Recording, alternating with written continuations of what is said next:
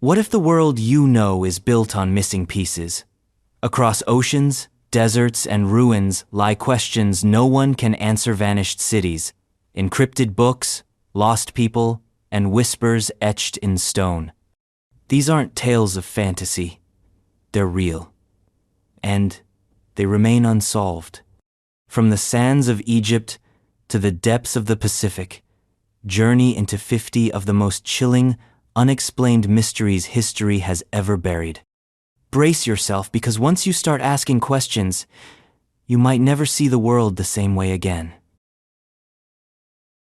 Before we dive in, make sure to subscribe so you never miss a single mystery we uncover. And while you're here, drop a comment below. Where in the world are you watching from? And what time is it right now as you listen to these unsolved stories unfold? The disappearance of Amelia Earhart. In July 1937, Amelia Earhart, the most famous aviatrix of her era, vanished over the Pacific Ocean during her ambitious attempt to fly around the world. Alongside her navigator Fred Noonan, Earhart had already completed the majority of the journey. Their twin-engine Lockheed Electra departed from Lae, New Guinea, en route to tiny Howland Island, a speck in the Pacific no larger than a runway. They never arrived. Despite extensive search efforts by the U.S. Navy and countless independent expeditions in the decades since, not a single confirmed trace of Earhart, Noonan, or their plane has ever been found. Official reports suggest they may have simply run out of fuel and crashed into the ocean. But if it were that straightforward, why has no wreckage ever been located in one of the most scrutinized areas of open sea?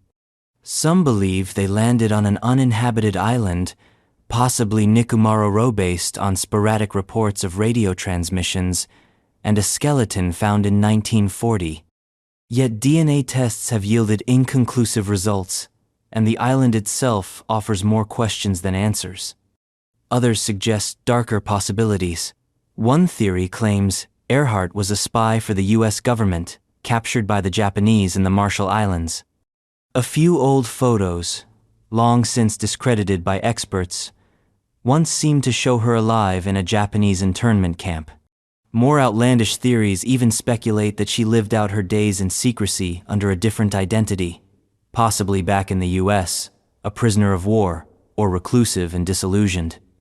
The disappearance of Amelia Earhart is more than a story of aviation lost. It's a mirror reflecting the uncertainties of history, human ambition, and government secrecy.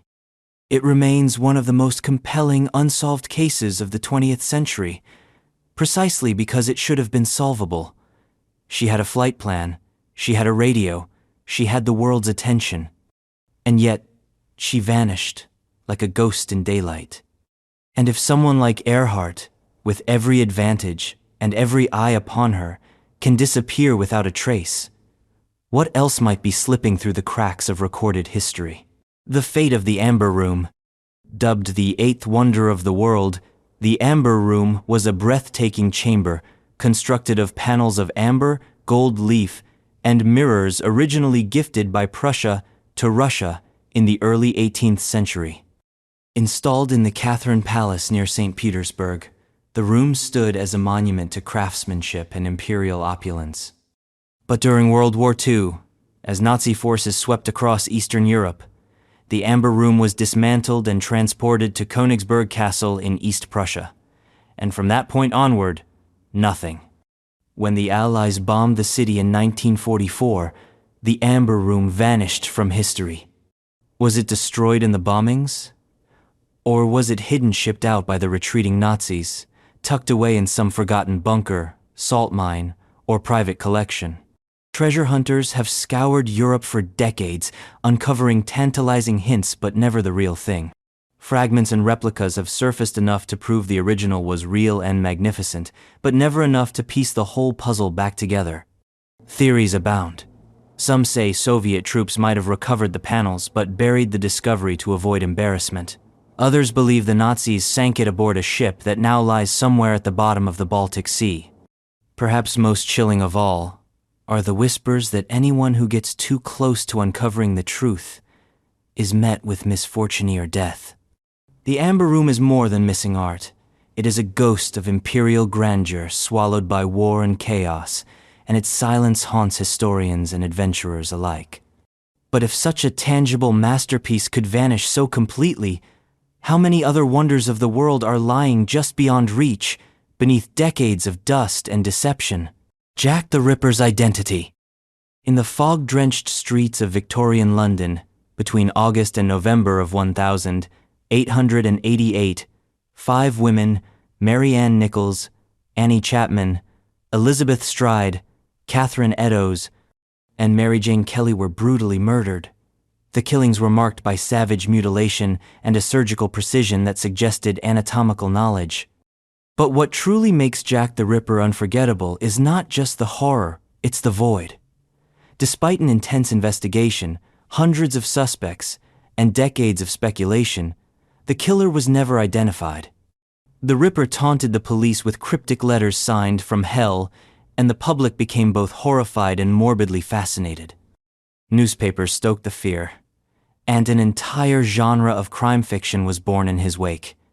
Over time, suspects have ranged from the plausible like local butchers, doctors, or deranged aristocrats to the bizarre, royal conspiracies, Masonic cover-ups, even time travelers. Yet every theory collapses under scrutiny. DNA testing in the modern era has yielded conflicting results. Handwriting analysis remains inconclusive. Even psychological profiling has failed to pin down a conclusive figure.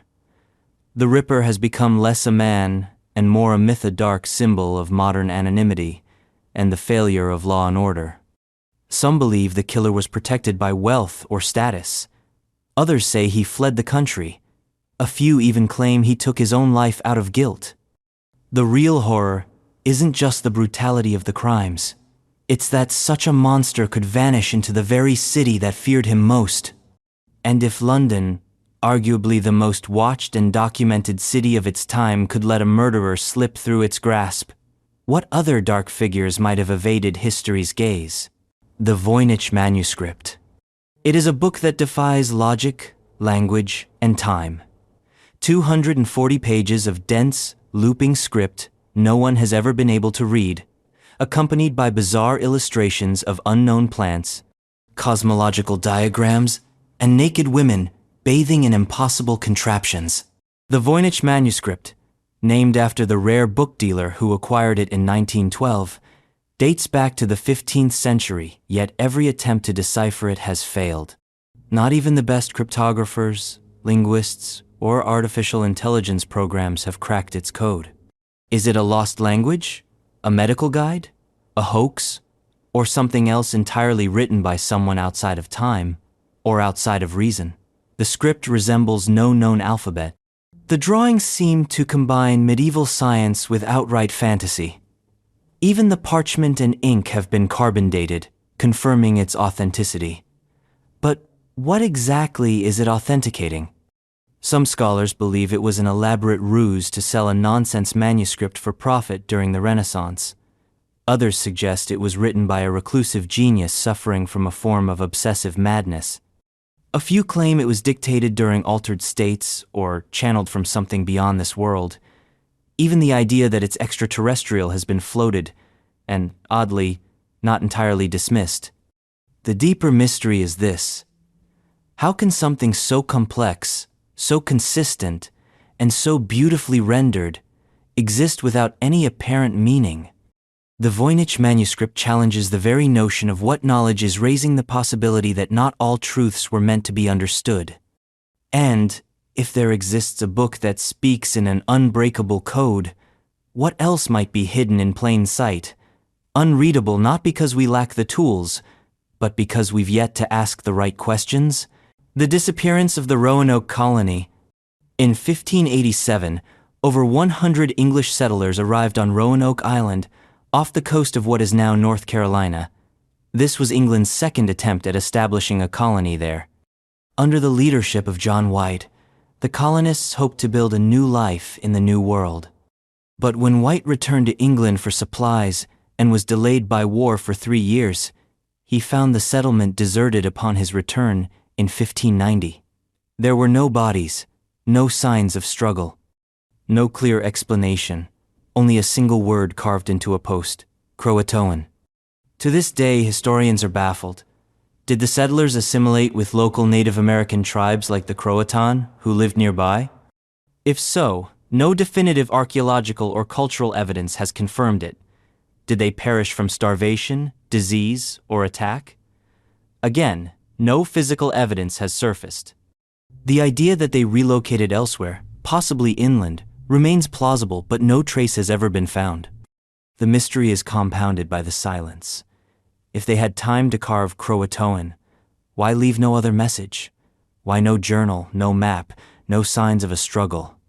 And why has every effort to locate their remains through centuries of excavation, research, and even DNA testing gone to dead ends? The story of Roanoke is haunting because it represents the first great vanishing of the American colonial experiment. It poses a fundamental question. How can over 100 people disappear without a whisper, in a place that would later become one of the most documented regions on Earth? The Mary Celeste. On the 4th of December, 1872, a Canadian brigantine called the DEI Gracia spotted a ship drifting aimlessly in the Atlantic Ocean. That ship was the Mary Celeste, a 282-ton American merchant vessel. When sailors boarded it, they found it completely intact, cargo untouched, food and water provisions for 6 months, and the crew's personal belongings still in place.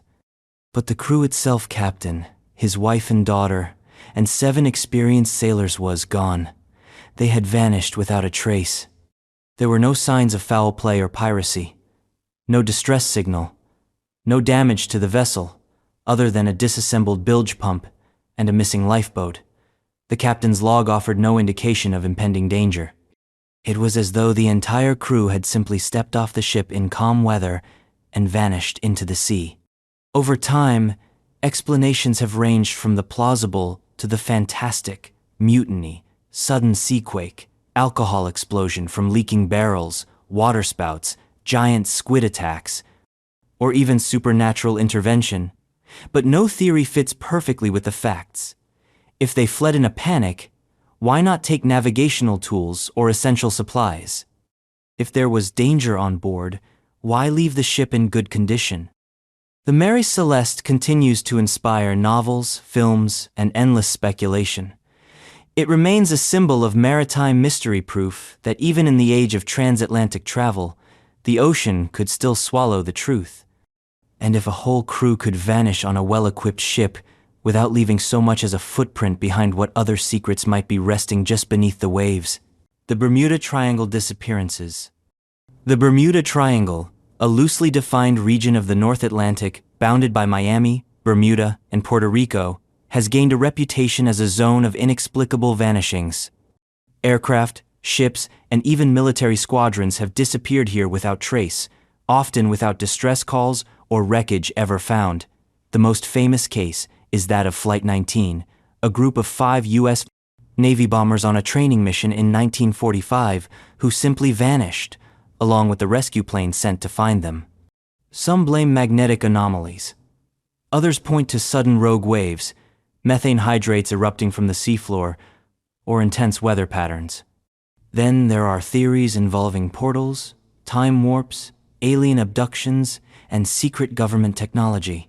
Yet, despite the lore, no single cause has been definitively proven or disproven. What's especially strange is the consistency. Crews report equipment malfunctioning, compasses spinning, sudden fogs, or even feelings of disorientation. The disappearances are often rapid, with no opportunity for distress signals. Sometimes the wreckage is never found. Other times it's found in seemingly impossible locations. Critics argue the Triangle's legend is inflated by coincidence, human error, or sensational reporting. But even those who dismiss the paranormal can't ignore the raw data. The Bermuda Triangle does have a higher rate of unexplained maritime and aerial incidents than nearby regions. Whether it's a statistical fluke or something far more sinister, the Bermuda Triangle remains one of Earth's most enigmatic regions. It challenges our understanding of navigation, weather, and physics, and reminds us how thin the line is between routine travel and complete disappearance. If we can still lose entire planes and ships with modern technology, what hope do we have of uncovering the secrets buried beneath the triangle's endless sea? If you're still with us after these 7 mysteries, you're exactly the kind of curious mind we make this channel for. So hit that subscribe button if you haven't already, and tell us in the comments, where are you watching from, and what time is it right now as these puzzles keep pulling you deeper? The Tunguska event. On the morning of the 30th of June, 1908, a colossal explosion rocked the remote Siberian forest near the Tunguska River. Witnesses saw a fireball streaking across the sky, followed by a shockwave that flattened 80 million trees across more than 800 square miles. Seismographs registered the tremors across Europe and Asia. Yet when scientists arrived decades later to investigate, they found no craterno physical impact site, only scorched and toppled trees, all radiating outward from a mysterious ground zero. The prevailing theory is that a meteoroid or comet exploded in mid-air, unleashing energy equivalent to 10 to 15 megatons of TNT. But without debris or impact residue, that explanation remains speculative. Some researchers suggest a fragment of a comet composed mostly of ice vaporized before hitting the ground, leaving no trace. Others believe the object could have been an asteroid that disintegrated upon atmospheric entry. But again, no conclusive evidence has ever surfaced. Then come the fringe theories. That a miniature black hole passed through Earth, that a piece of antimatter collided with our planet, or even that the blast was the result of a failed alien spacecraft or a lost piece of ancient technology. These suggestions persist not because they're likely, but because the official answers feel incomplete. The mystery of Tunguska is unsettling because of its scale and silence. It was a cataclysm witnessed by many, yet still invisible in terms of physical evidence. If something so massive could explode without a trace in 1908, what other cosmic forces might be lingering overhead unseen, unheard, and undetectable until the moment they strike? The Loch Ness Monster. In the dark, peaty waters of Loch Ness, Scotland's largest and deepest lake, legends whisper of a creature that should not exist. Described as large, serpentine, and shy, the Loch Ness Monster, or Nessie, has been cited for centuries, with the first known account dating back to 565 AD. But the modern legend exploded in the 1930s, when a photograph known as the surgeon's photo appeared to show a long neck rising from the water's surface. Though later revealed as a hoax, Nessie fever never cooled. Expeditions have combed the loch with sonar, submarines, drones, and underwater microphones. Some claim sonar hits suggest large, moving objects beneath the surface. Others argue the loch's vastness and low visibility make it easy for natural phenomena to be misinterpreted. Giant eels, otters, sturgeons, or logs disturbed by seismic activity have all been proposed. Yet no definitive proof has surfaced. What makes Nessie endure isn't just the possibility of a monsteritz, the yearning for mystery. The idea that something ancient, unknown, and wondrous could still hide from modern eyes is oddly comforting in a world that feels increasingly mapped and monitored. Nessie represents the unknown that still clings to our neatly categorized world. Even skeptics agree. Loch Ness is deep, cold, and quiet, an ideal place to hide. Whether Nessie is a real animal, a mass psychological phenomenon, or a lingering cultural myth, the loch continues to draw thousands every year, all hoping for a glimpse of the impossible. And if a prehistoric beaster, the idea of one Ecken still elude us in a single lake, how many more mysteries might be swimming silently just beneath the surface? The Babushka Lady. On the 22nd of November, 1963, as President John F. Kennedy's motorcade rolled through Dealey Plaza in Dallas, a woman wearing a headscarf dubbed the Babushka Lady was seen filming the assassination from an unusually advantageous angle. In multiple frames and films, she appears calm, standing near the scene with a camera raised as bullets struck the president. She remained there while others ducked for cover. Then, just as quietly, she disappeared from the historical record. Authorities made public appeals for her to come forward, but she never did. Her film potentially, the most complete and close-up footage of the event, was never found. Who was she? Why was she filming? And why has she stayed silent all these decades? Some believe she feared retaliation. Others think she may not have known the historical significance of her footage. There are also those who suggest she was involved, possibly connected to intelligence agencies, or part of something larger. A woman named Beverly Oliver later claimed to be the Babushka Lady, but her camera model didn't match the technology of the time, and her story has been widely disputed. What makes the Babushka Lady so eerie is the implication that someone had a perfect view of the most scrutinized murder in American history and simply vanished. In a moment preserved by dozens of cameras, how could the clearest perspective be lost? If the truth of the Kennedy assassination lies on a forgotten roll of film held by a woman the world can no longer find, then perhaps the answers to our biggest questions don't lie in more investigation, but in the shadows we've already overlooked: the Zodiac Killer's identity. In the late 1960s and early 1970s, the San Francisco Bay Area was gripped by fear. A killer who called himself Zodiac taunted police, reporters, and the public with a string of bizarre letters, cryptic ciphers, and gruesome murders. He claimed responsibility for as many as 37 killings, though only 5 have been definitively linked to him. What made the Zodiac different wasn't just the violence, it was the theater. He sent encrypted puzzles to newspapers, some of which remain unsolved to this day, daring the world to decode his madness. Despite countless suspects and one of the most extensive manhunts in California history, the Zodiac was never caught. Each clue that emerged only seemed to deepen the enigma. Handwriting experts couldn't agree. DNA evidence proved inconclusive or degraded, and the letters boasting of murders, laced with occult symbols, seemed to mock the very concept of justice. Over the decades, the suspect list has included ex-military men, disgruntled loners, convicted criminals, and even those with connections to law enforcement. Amateur sleuths and professional investigators alike have chased leads into dead ends, convinced they were on the cusp of solving it only to find the Zodiac one step ahead, or perhaps already long gone. What makes the Zodiac Killer's identity so haunting isn't just the mystery, it's the realization that someone could be so publicly cruel and so meticulously hidden, that such an orchestrated campaign of violence and fear could unfold under the watchful eye of a major city and yet remain unsolved, speaks to the limits of human comprehension and law enforcement.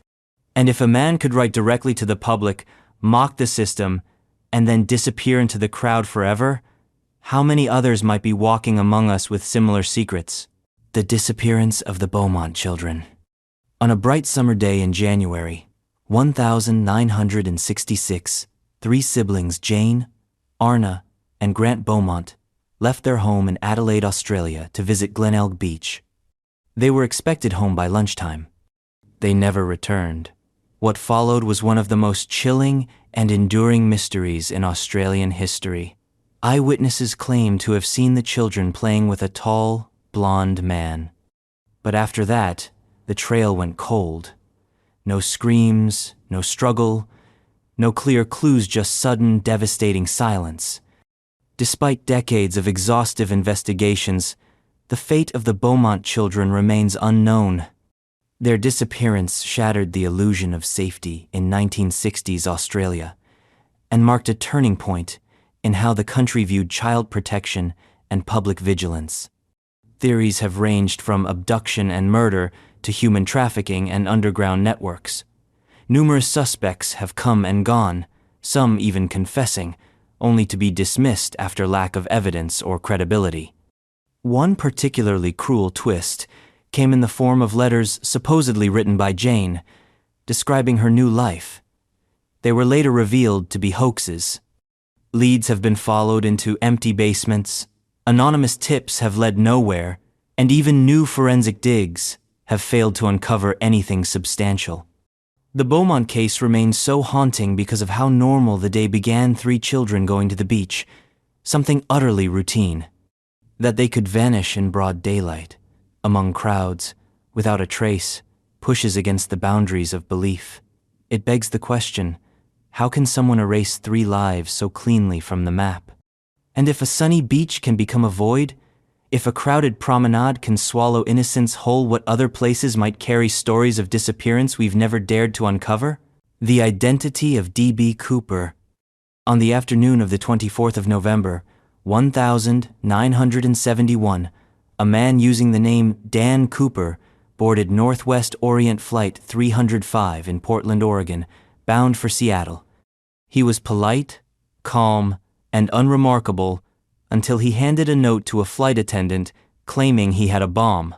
What followed was the only unsolved case of air piracy in American history. After receiving $200,000 in ransom and 4 parachutes, Cooper calmly jumped from the plane mid-flight into a rainstorm over the Pacific Northwest. He was never seen again. Despite one of the most exhaustive manhunts in FBI history, no trace of Cooper, dead or alive, was ever found. No confirmed parachute, no body, and no gear. Only a few decaying bills from the ransom money turned up years later along a riverbank, weathered and scattered. Theories abound. Some believe he didn't survive the jump, lost in the dense forest. Others are convinced he lived, changed his identity, and vanished into legend. A long list of suspects has emerged: war veterans, ex-convicts, even government employees, but none have stuck. The FBI officially closed the case in 2016, unsolved. Cooper's case fascinates because it blends audacity, mystery, and a strange sense of style. He drank bourbon, smoked cigarettes, and addressed the crew with surprising courtesy.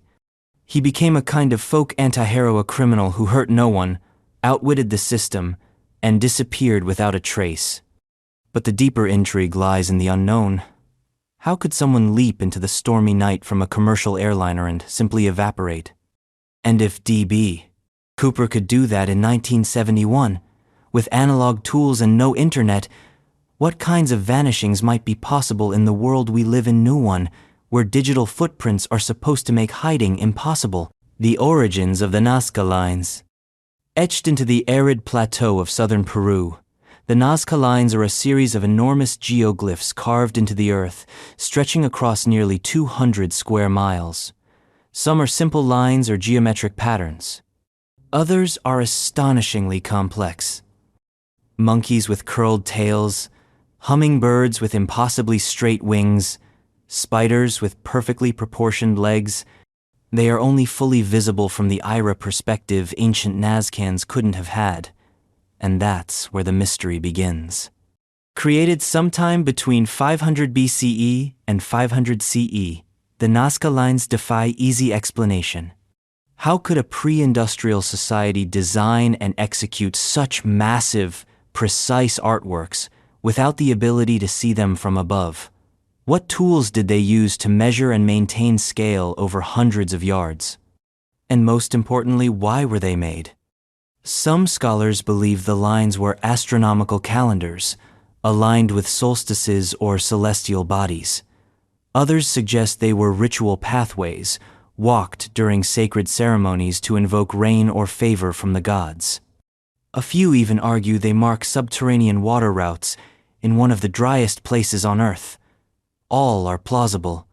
None are definitive. Then come the more speculative theories: extraterrestrial visitors, ancient landing strips, or messages to beings in the sky. While mainstream archaeologists reject such ideas, they persist because the mystery itself leaves so much room for wonder. The lines' scale and secrecy demand a purpose that matches their grandeur. The Nazca Lines aren't just ancient art, they're a message across time. But without a code to interpret, we're left to wonder whether they were ever meant for human eyes at all. And if our ancestors could inscribe messages meant for the heavens, what might future generations find written across the earth today waiting to be deciphered? The construction of Stonehenge. On the wind-swept plains of Salisbury in southern England stands Stonehenge, an ancient circle of massive stones arranged with an eerie precision that continues to baffle experts. Built in stages between 3000 and 2000 BCE, the monument features sarsen stones weighing up to 25 tons and blue stones believed to have been transported over 150 miles from Wales. How such enormous stones were moved, shaped, and positioned without metal tools or wheels remains one of archaeology's greatest puzzles. Equally confounding is its purpose. Was it an astronomical calendar, a burial site, a temple of healing, or ancestral worship? Stonehenge is aligned with the movements of the sun, especially the summer and winter solstices, suggesting a deep understanding of celestial cycles. Yet its religious, political, or cultural significance is lost to time. Modern experiments attempting to replicate the construction using only Neolithic tools have proven how backbreaking and nearly impossible the work would have been. Thousands of laborers, decades of coordinated effort, and some form of sophisticated engineering would have been required. But who organized it all, and why? The absence of written records only deepens the mystery. Stonehenge emerges as a monument not just to ancient skill, but to belief in something greater, something worth dragging mountains for. It's a riddle in stone that seems to whisper, "We were here, and we understood something you no longer do."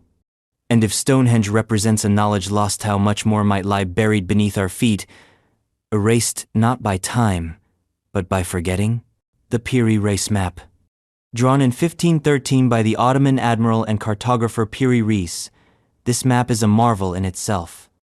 It depicts parts of Europe, North Africa, Brazil and, most controversially, what some interpret as the northern coast of Antarctica, without ice.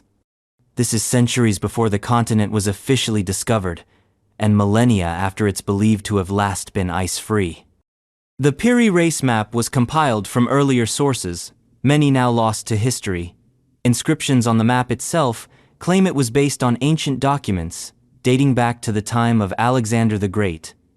But how could maps that old depict regions only accessible with modern satellite imagery or radar? If the outline does represent Antarctica's true pre-glacial coast, then it suggests a knowledge of geography that predates not only modern exploration, but modern civilization.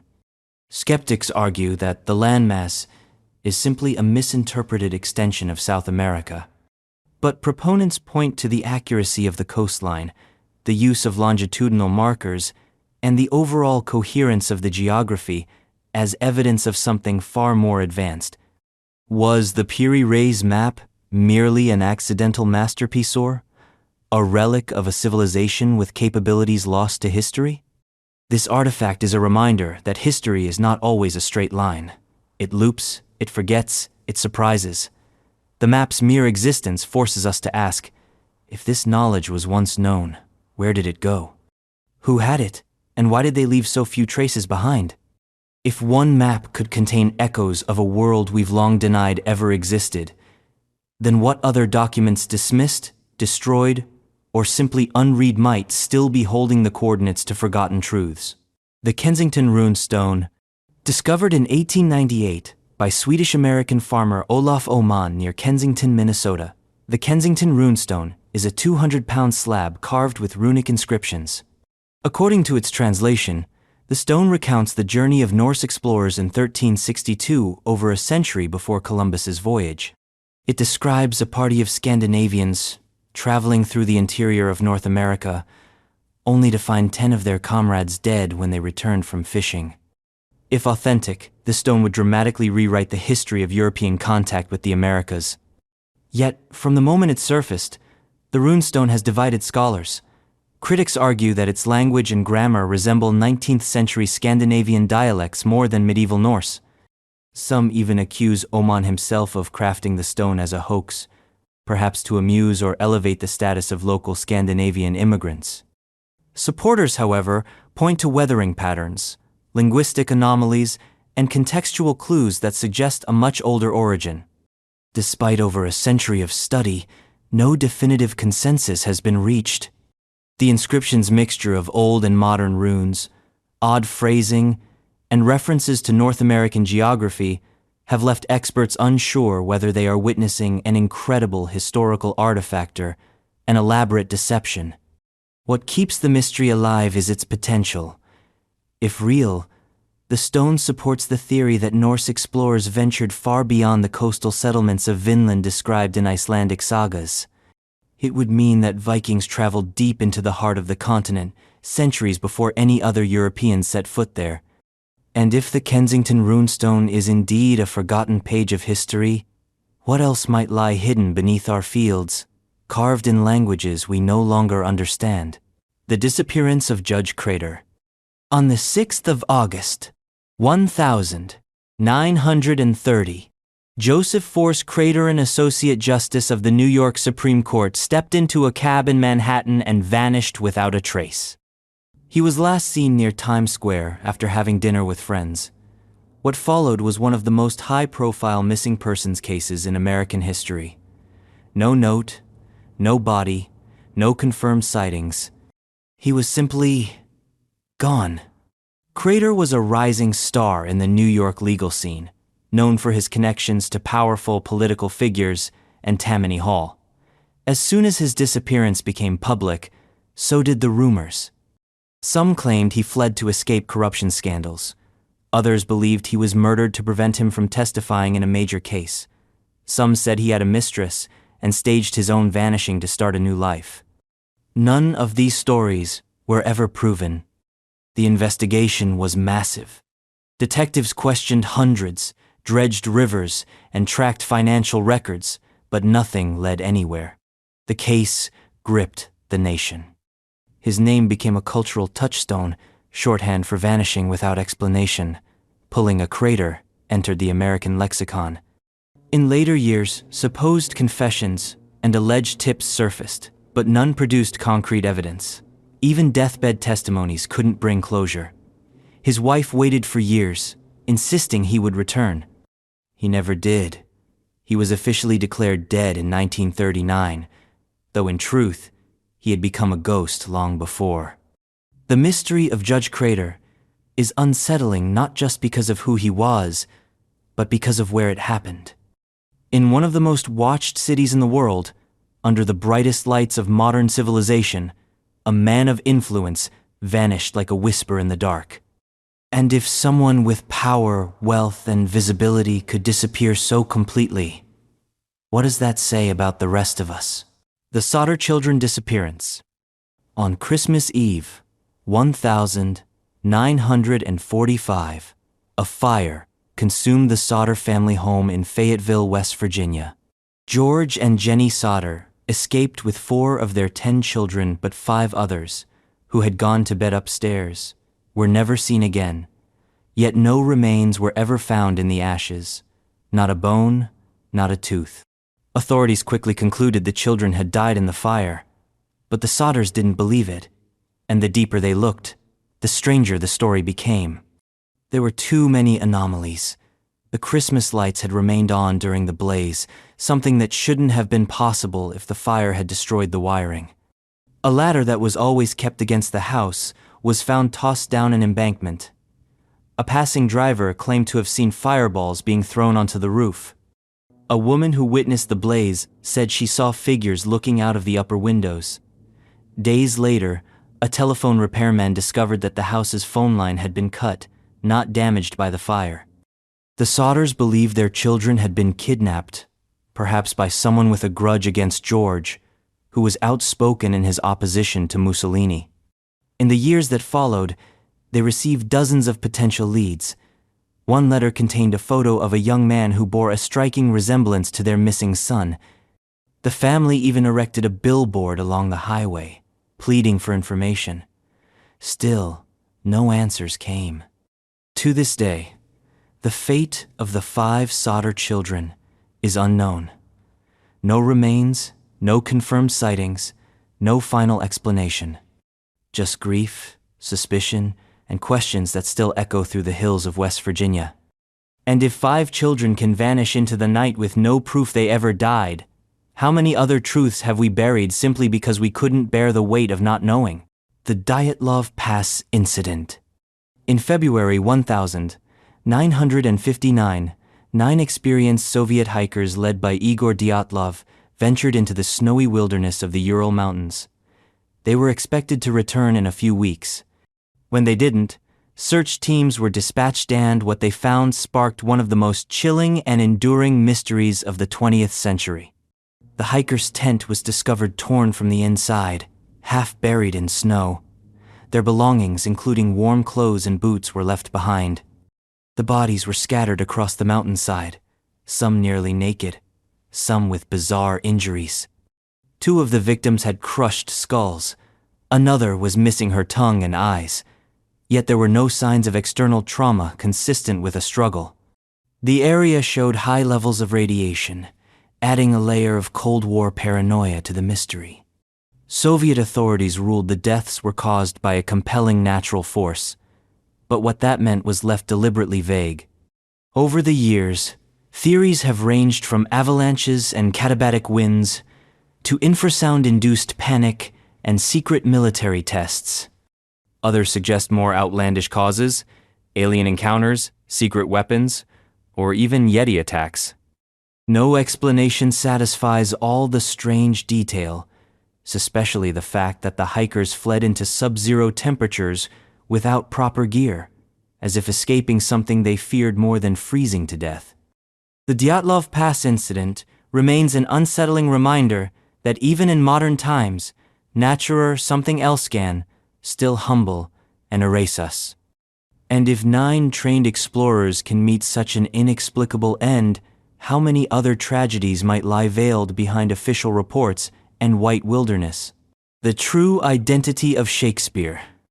William Shakespeare's name is synonymous with literary genius, but for centuries, a shadow has lingered over his legacy. Did he truly write the plays and poems attributed to him? The man from Stratford-upon-Avon left behind no manuscripts, letters, or evidence of formal education. His will doesn't mention books. Yet the works bearing his name display an astonishing grasp of court life, classical literature, foreign languages, and the intricacies of law and philosophy. Skeptics argue that such depth could not have come from a provincial glover's son. Theories have emerged suggesting alternative authors Francis Bacon, Edward de Vere, the Earl of Oxford, Christopher Marlowe, and others, each with compelling arguments and tantalizing circumstantial evidence. Supporters of the Stratfordian view, however, insist that genius can emerge from anywhere, and that Shakespeare was simply a gifted, intuitive writer whose biographical gaps are not unusual for the time. The debate touches on more than just authorship. It challenges our beliefs about class, education, and the nature of creativity. Are we uncomfortable with the idea that one of history's greatest minds came from such modest roots? Or are we simply trying to impose mystery where there is none? What's haunting is the possibility that the real author, whoever they were, might have deliberately concealed their identity or had it erased. And if the face behind the greatest literary canon is uncertain, what other stories might we be misattributing, misremembering, or completely misunderstanding? The mystery of Caspar Hauser. On a spring day in 1828, a teenage boy appeared in the streets of Nuremberg, Germany. Dressed in tattered clothes and barely able to speak, he carried a letter addressed to the local cavalry captain. He identified himself as Caspar Hauser and claimed to have spent his entire life confined in a dark cell, never seeing another human being. As his story spread, so did the mystery. Who was this boy? Where did he come from? And why was he imprisoned? Caspar's tale captivated Europe. Some believed he was of royal blood, perhaps the lost heir to the House of Baden. Others thought he was an impostor, coached to impersonate someone important. Despite learning to speak and read, Caspar never fully explained his origins. He was passed from caretaker to caretaker, becoming both a public fascination and a symbol of lost innocence. But the mystery turned darker. Caspar was attacked multiple times by unknown assailants, possibly to silence him. Then, in 1833, he stumbled home with a stab wound to the chest. He died 3 days later. The object that killed him was a small dagger. Some said he stabbed himself in a desperate cry for attention. Others believed he was murdered to cover up a dangerous truth. No definitive identity was ever established. His grave reads, "Here lies Caspar Hauser, riddle of his time." Theories persist to this day, some supported by genealogical research, others dismissed as legend. Caspar Hauser's life and death ask us to consider the fragility of identity, the ease with which truth can be hidden, and how society handles what it cannot explain. And if someone can walk into history out of nowhere, only to leave with even more questions, show many lives have passed unnoticed, never truly known. The disappearance of Percy Fawcett. In 1925, famed British explorer Percy Fawcett ventured deep into the uncharted Amazon jungle in search of what he called the lost city of Z, a mythical ancient civilization he believed lay hidden within the rainforest. Accompanied by his son Jack and a friend named Raleigh Ramel, Fawcett entered the Mato Grosso region of Brazil. They were never seen again. Fawcett was no amateur. A respected mapmaker, surveyor, and soldier, he had survived previous expeditions into South America. His conviction in the existence of Z was inspired by indigenous legends, old Portuguese records, and mysterious symbols he'd encountered in the wild.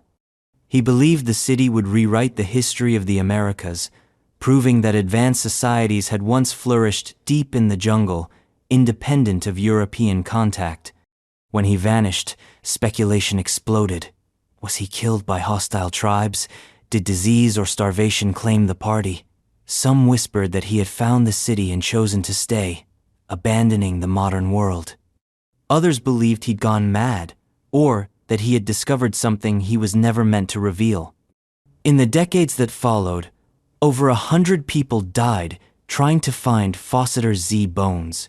Journals, and even forged artifacts surfaced, but none could definitively explain what had happened. The jungle, dense and unforgiving, swallowed every trace. Fawcett's story lives on not only as a tale of exploration, but as a symbol of obsession, the drive to uncover truths buried in earth and myth. And if a man so prepared, so determined, could vanish chasing a legend, then perhaps the line between fact and fable is thinner than we think. The whereabouts of Hitler's body. As Soviet troops closed in on Berlin in April 1945, Adolf Hitler retreated to his underground Führer bunker. There, he reportedly married Eva Braun, and shortly thereafter, the two committed suicide. Hitler's body, according to Soviet reports, was partially burned outside the bunker, but despite claims of recovery, no widely accepted physical evidence of his remains has ever been publicly confirmed. The Soviets were secretive and contradictory about what they found. Initial reports claimed the bodies were recovered and identified. Later, they suggested the remains had been cremated, buried, and then exhumed multiple times. By the Cold War, Soviet leaders hinted that Hitler might have escaped. The confusion left the West wondering, was the dictator truly dead, or had he somehow fled justice? Conspiracy theories erupted. Hitler escaped to Argentina, lived in a secret Antarctic base, or was smuggled out by Nazi loyalists. Some alleged post-war sightings, while clearly lacking credibility, were taken seriously enough to be investigated by intelligence agencies. Decades later, a skull fragment presented by Russia as Hitler's was DNA tested and revealed to belong to a woman under 40. The mystery persists because of the void. No universally accepted body, no clear chain of evidence, no closure.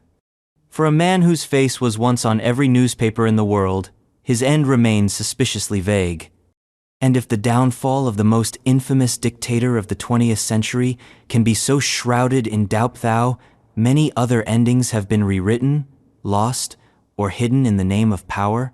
The Philadelphia Experiment. In 1943, During the height of World War II, the U.S. Navy is said to have conducted a top-secret experiment at the Philadelphia Naval Shipyard. The goal: render the USS Eldridge invisible to enemy radar. According to legend, the results were beyond comprehension. Witnesses claim the ship not only vanished from view but teleported hundreds of miles away to Norfolk, Virginia, and back again in an instant. When it reappeared, the story goes, some crew members were embedded in the metal hull, fused into the ship. Others reportedly went insane, suffered disorientation, or vanished permanently. The experiment was allegedly abandoned, covered up, and denied by the Navy. Official records deny that such an experiment ever took place.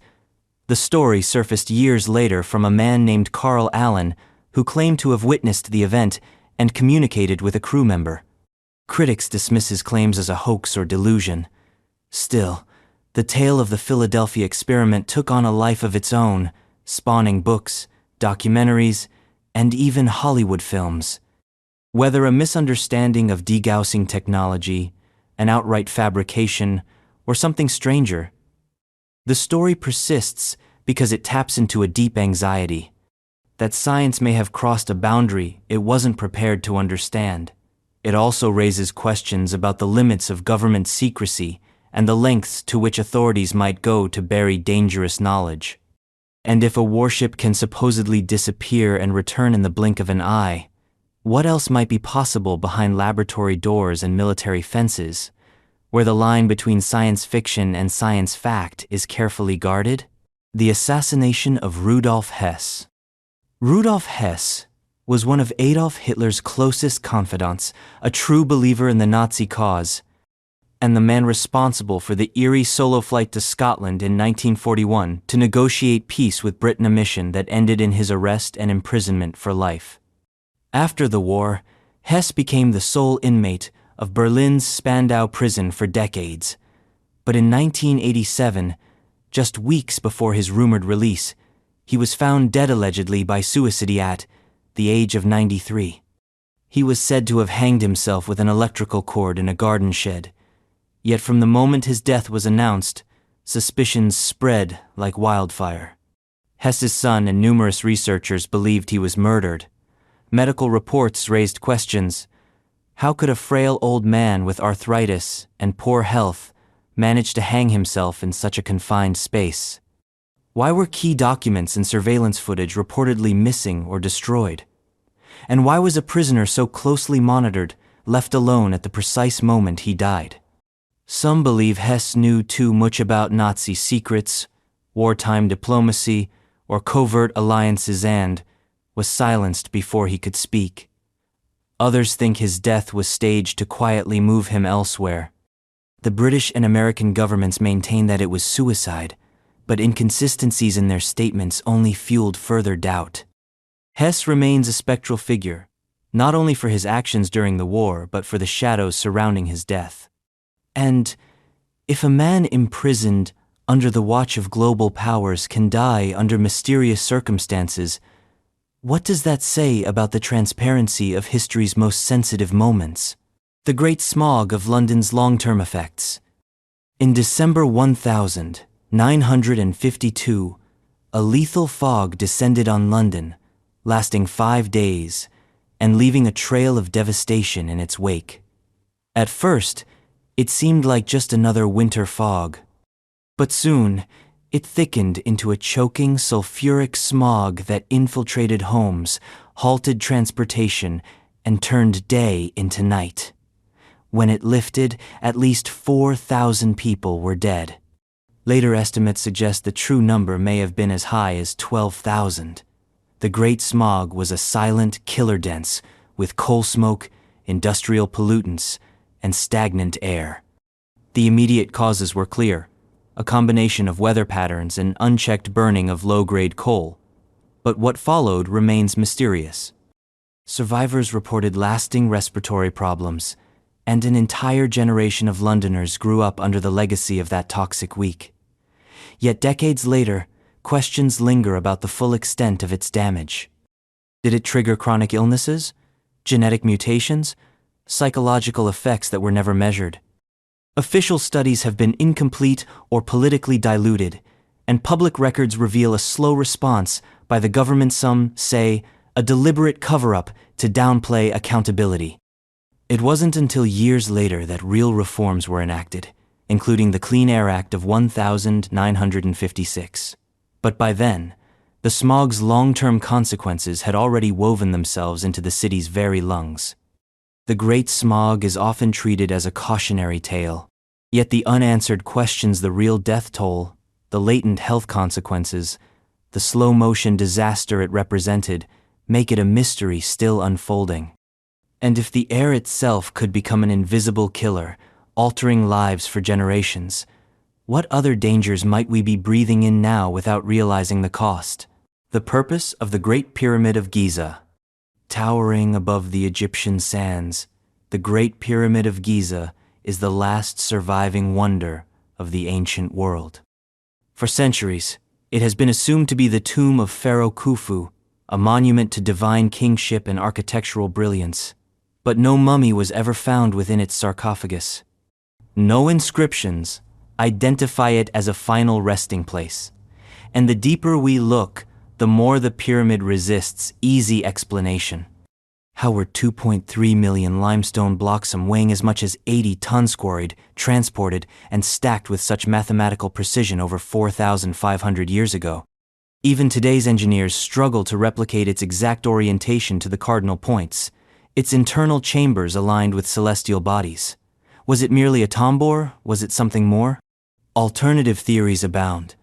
Some believe the pyramid was an energy generator, channeling geomagnetic forces. Others claim it encoded ancient knowledge, mathematical constants, astronomical data, even a map of human consciousness. Mainstream Egyptologists remain skeptical, pointing to limited but consistent evidence of funerary function. Still, the absence of typical tomb contents, combined with the sheer engineering impossibility of its construction, leaves a wide crack for mystery to seep through. Recent discoveries like hidden voids detected using cosmic ray muon scanning suggest that we still don't fully understand what lies within its depths. Perhaps the pyramid is guarding secrets not meant to be uncovered quickly. Perhaps it was designed not as a resting place, but as a statement of power, of knowledge, or of something lost to time. And if the most iconic structure on Earth remains an unanswered question, how many other monuments have we misunderstood, misnamed, or misused, all while their real purposes sleep beneath layers of stone and silence? The sudden collapse of the Maya civilization.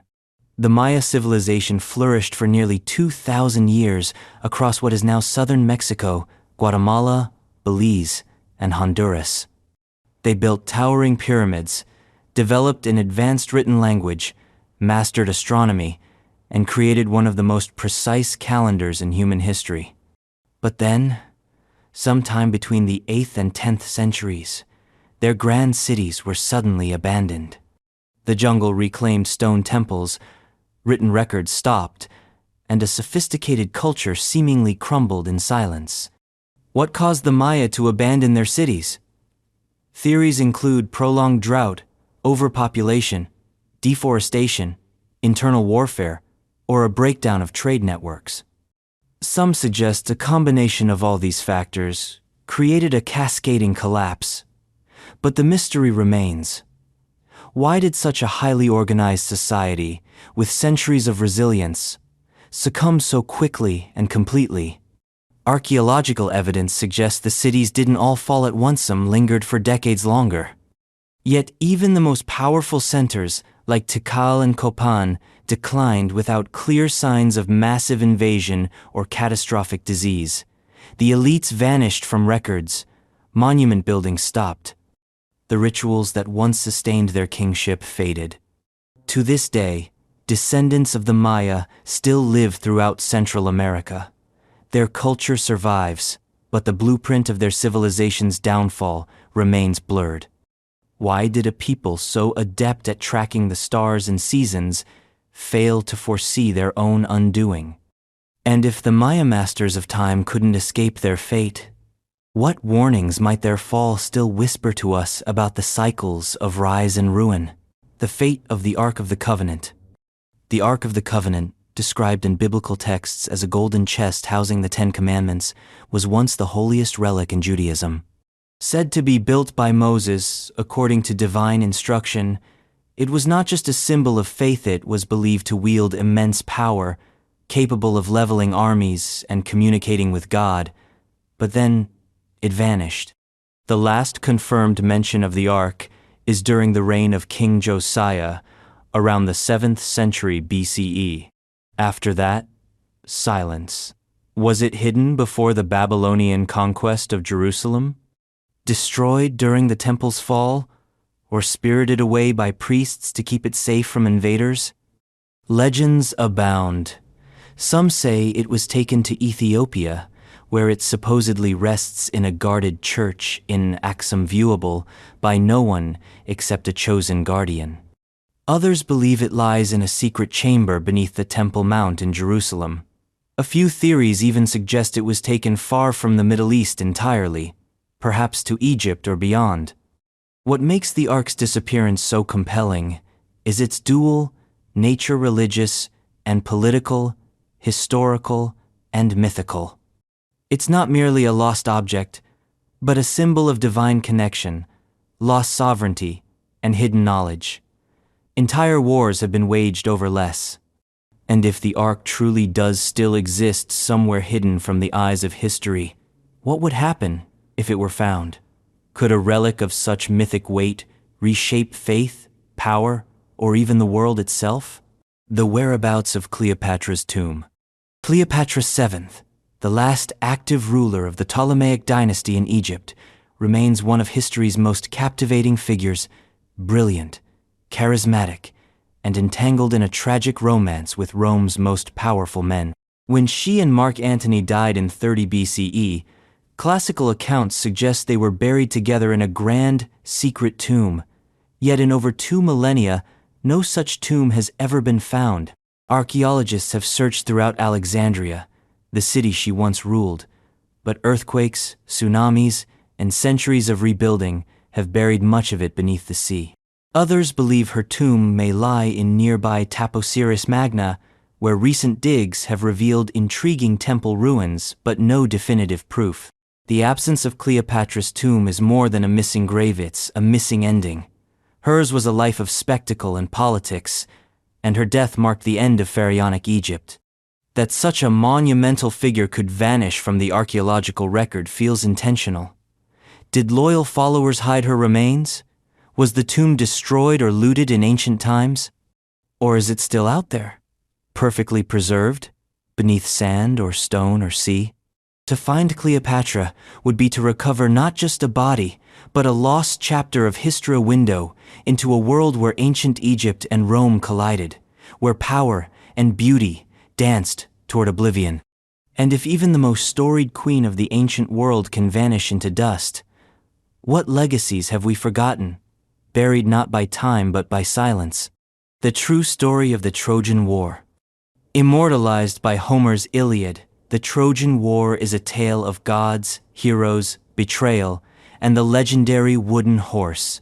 According to myth, the conflict began with the abduction of Helen of Sparta by Paris of Troy, leading to a decade-long siege that culminated in the city's destruction.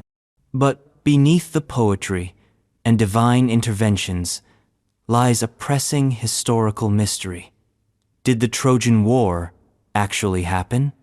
For centuries, scholars considered it pure mythology and epic poem, with no basis in fact. That changed in the late 19th century, when Heinrich Schliemann claimed to discover the ruins of Troy in modern-day Turkey. Buried beneath layers of earth, the ancient city of Hisarlik revealed walls, weapons, and evidence of fire, suggesting that something dramatic had occurred. Yet questions persist. Was this city really Homer's Troy? If so, was there a war? And if there was, did it resemble the grand narratives of Greek tragedy? Was it a more ordinary conflict over trade routes and power? Historians now generally accept that multiple layers of Troy existed, and at least one may have suffered a violent destruction. but the details remain elusive. There's no direct archaeological evidence linking the ruins to figures like Achilles, Hector, or Helen. The idea of a wooden horse infiltrating the city seems more allegorical than literal. And the blending of oral tradition, myth-making, and historical fact makes it nearly impossible to disentangle truth from legend. Still, the persistence of the story retold across centuries and cultures suggests that something real lies at its heart. And if a city can burn in both history and myth, then how many of our own modern tales may carry echoes of forgotten battles, veiled in metaphor? The origins of the Basque language. In the shadowy valleys and mountains of northern Spain and southwestern France lives a language unlike any other, Euskara, or Basque. It has no known linguistic relatives. It predates Indo-European languages like Spanish, French, or Latin. It shares no vocabulary, grammar, or structure with surrounding tongues. In a world where most languages can be traced to a common root, Basque stands entirely alone. This linguistic isolation has puzzled scholars for centuries. Where did Euskara come from? How did it survive waves of conquest, colonization, and cultural assimilation? Some speculate it may be the last remnant of the languages spoken in Western Europe before Indo-Europeans arrived, making it a living fossil of prehistory. Yet even this theory raises more questions. Why is there no trace of intermediate or related dialects? Could the Basque people have once been part of a broader culture wiped out by migration, war, or natural disaster? DNA studies show the Basques have genetic markers distinct from surrounding populations, suggesting a long, continuous habitation of the region, but genetics alone can't explain language. Some fringe theorists propose connections to ancient Sumerian or North African tongues, though mainstream linguists find no solid linguistic basis for such links. The more plausible explanation may be that Euskara is a true linguistic orphanon that has simply endured, stubbornly and mysteriously, through thousands of years. Basque is not just a curiosity, it's a living question mark, spoken today by thousands and fiercely protected by its people. And if one language can survive isolated for millennia, what other ancestral voices might have whispered through history, only to be lost before we could understand them? The Antikythera mechanism's exact purpose. Pulled from a shipwreck off the coast of the Greek island Antikythera in 1901, the Antikythera mechanism is an ancient device unlike anything else from its time. Encased in corroded bronze and fragmented gears, it was initially dismissed as little more than a curiosity. But once cleaned and studied, it revealed a staggering truth. It was a mechanical computer built around the 2nd century BCE, capable of predicting astronomical positions, eclipses, and even the timing of the Olympic Games. Its complexity defied everything historians thought they knew about ancient technology. The precision of its gears, the sophistication of its dials, and the understanding of celestial cycles embedded in its design seemed centuries ahead of its time. For decades, experts couldn't even agree on how many gears the device contained. Modern imaging technology now estimates over 30, with functions comparable to a 19th century clockwork. But here's the central mystery. What exactly was it used for, and who built it? No other device like it has ever been found from antiquity. Was it a one-of-a-kind tool for a wealthy astronomer? A teaching instrument? A navigational aid? Or part of a larger tradition of advanced Greek engineering that was somehow lost to history? The device raises troubling questions. If the Greeks were capable of this level of mechanical sophistication, what else might they have invented that didn't survive? Did this knowledge vanish in the fires that destroyed the Library of Alexandria? Or was it suppressed, forgotten, and reinvented centuries later? The Antikythera mechanism is a silent rebuke to our linear view of progress. And if such a marvel could lie hidden beneath the sea for 2,000 years, unknown, uncelebrated, what other miracles of forgotten genius might still sleep beneath the waves, waiting for the right storm, or diver to bring them back to light? The identity of the man in the iron mask. In the final decades of the 17th century, An unidentified man was imprisoned in a series of French jails under orders from King Louis XIV. His face was always concealed by a mask originally thought to be made of iron, but more likely black velvet tanned. He was watched more closely than many political prisoners of the day. He died in the Bastille in 1703, buried under a false name. To this day, no one knows who he truly was. Speculation has run rampant for centuries. Voltaire, who was imprisoned in the Bastille shortly after the masked man's death, claimed he was the king's older or illegitimate brother, imprisoned to prevent a dynastic crisis. Others believed he was a disgraced general, a nobleman who knew too much, or even the twin brother of Louis XIV himself. Alexandre Dumas popularized the last theory in the Vicomte of Bragelonne, forever linking the prisoner's identity to royal scandal. Yet the records are vague and deliberately misleading. The jailers were sworn to secrecy. His few surviving belongings bore no marks of origin. Every aspect of the man's life was designed to erase his past. No visitors, no letters, no real name. Why such secrecy? What made his identity so dangerous that it had to be locked away forever? If he was a common traitor, a nobleman, or a political enemy, history would have recorded it. But the veil over his existence, deliberate, coordinated, and enduring, suggests a truth more explosive than mere treason. And if a single man's face could shake the throne of France, how many other names have been buried to protect the fragile illusions of power? The disappearance of Captain Bligh's logbook. Captain William Bligh is best known for surviving the infamous mutiny on the HMS Bounty in 1789. After being cast adrift by his crew, he navigated over 3,600 nautical miles to safety, an extraordinary feat of seamanship. He later returned to England, wrote his account, and resumed his naval career. But one crucial document remains missing to this day: the complete original logbook of the Bounty. Bligh's partial journals and later retellings survive, but his full, contemporaneous log, the one that would include raw thoughts, navigational data, discipline records, and perhaps key motives behind the mutiny, vanished without a trace. Its absence has fueled generations of speculation. Was it destroyed by mutineers? Hidden by Bligh himself to shape the narrative in his favor? Stolen later by parties who feared it might contradict the official story? The mutiny was, after all, deeply political. Questions linger about Bligh's leadership. Some viewed him as a harsh disciplinarian, others as a scapegoat. A missing logbook with detailed entries could tilt that balance either way. Historians are left to fill the gaps using personal letters, court records, and third-hand testimony. But none can replace the first-person voice of Bligh as the crisis unfolded. In an age when naval logs were sacred records of duty, the vanishing of this one feels less like coincidence and more like a calculated erasure. And if the most critical document from one of history's greatest sea dramas can simply disappear, how much of the past has been lost, not by accident, but by design? The fate of Anastasia Romanov. In July 1918, as the Russian Revolution raged, Tsar Nicholas II and his family were executed by Bolsheviks in Yekaterinburg. But for decades afterward, whispers persisted that one daughter had escaped. Anastasia, the youngest Grand Duchess, survivors claimed to have seen her alive.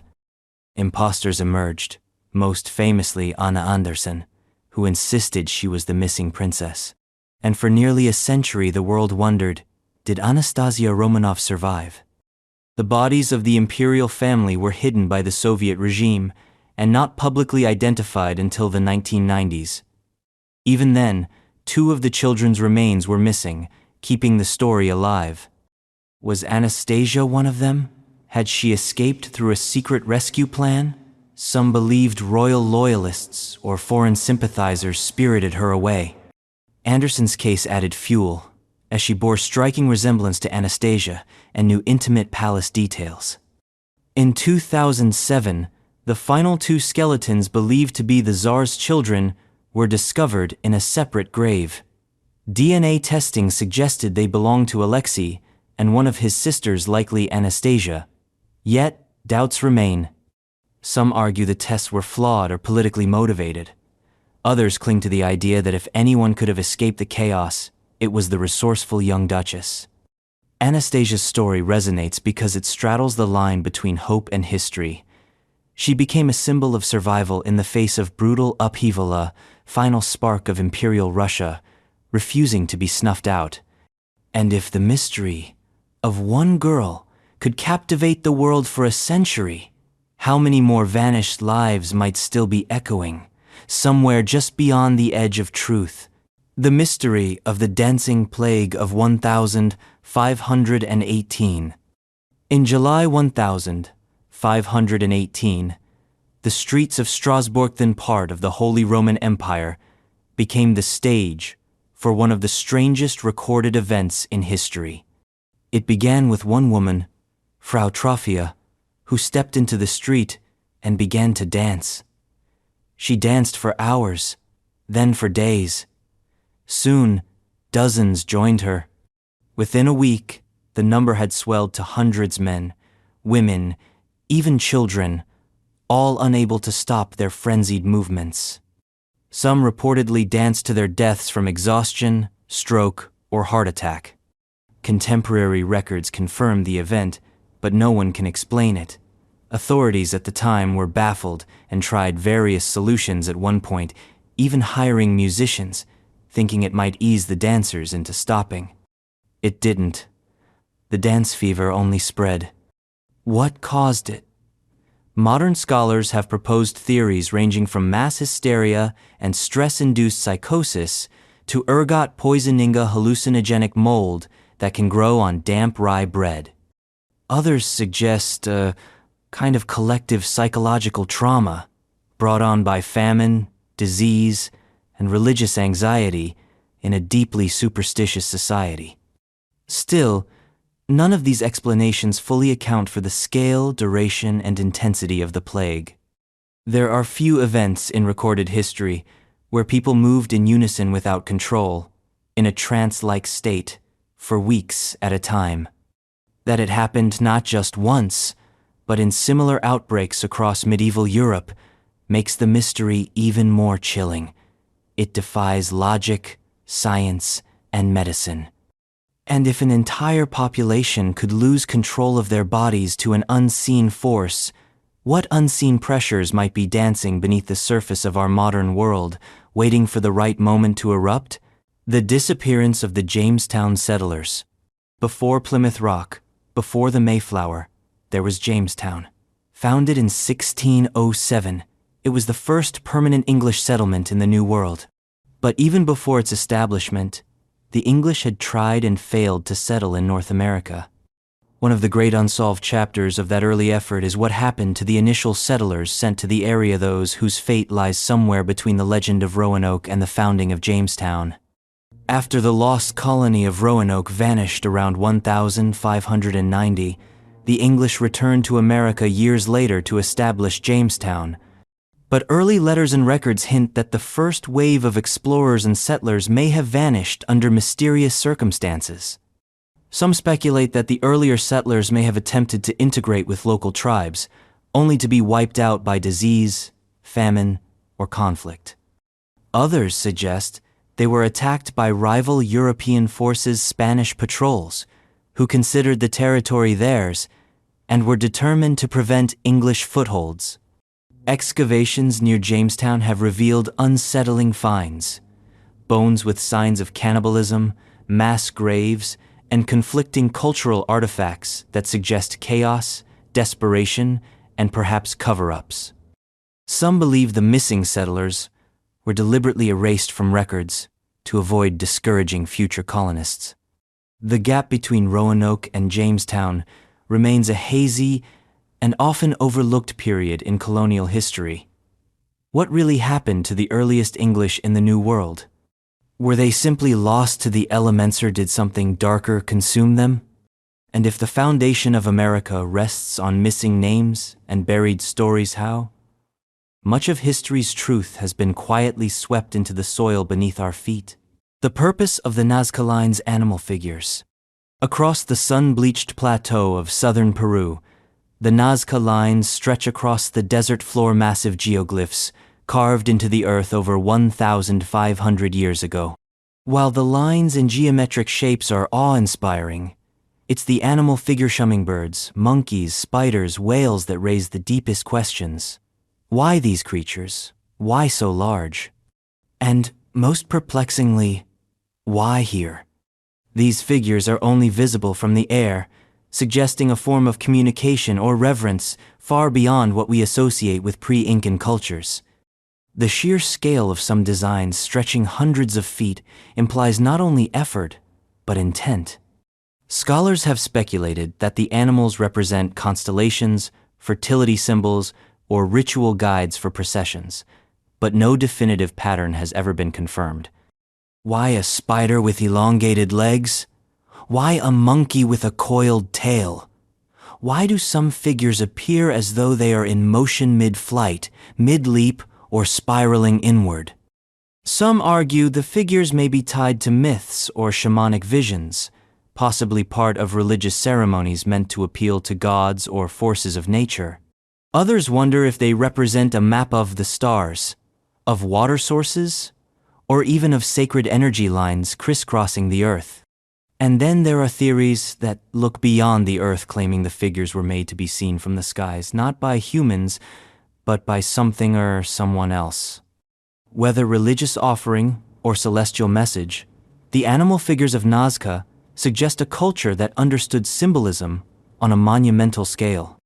They point not just to art, but to intention, yet their meaning remains cloaked in dust and silence.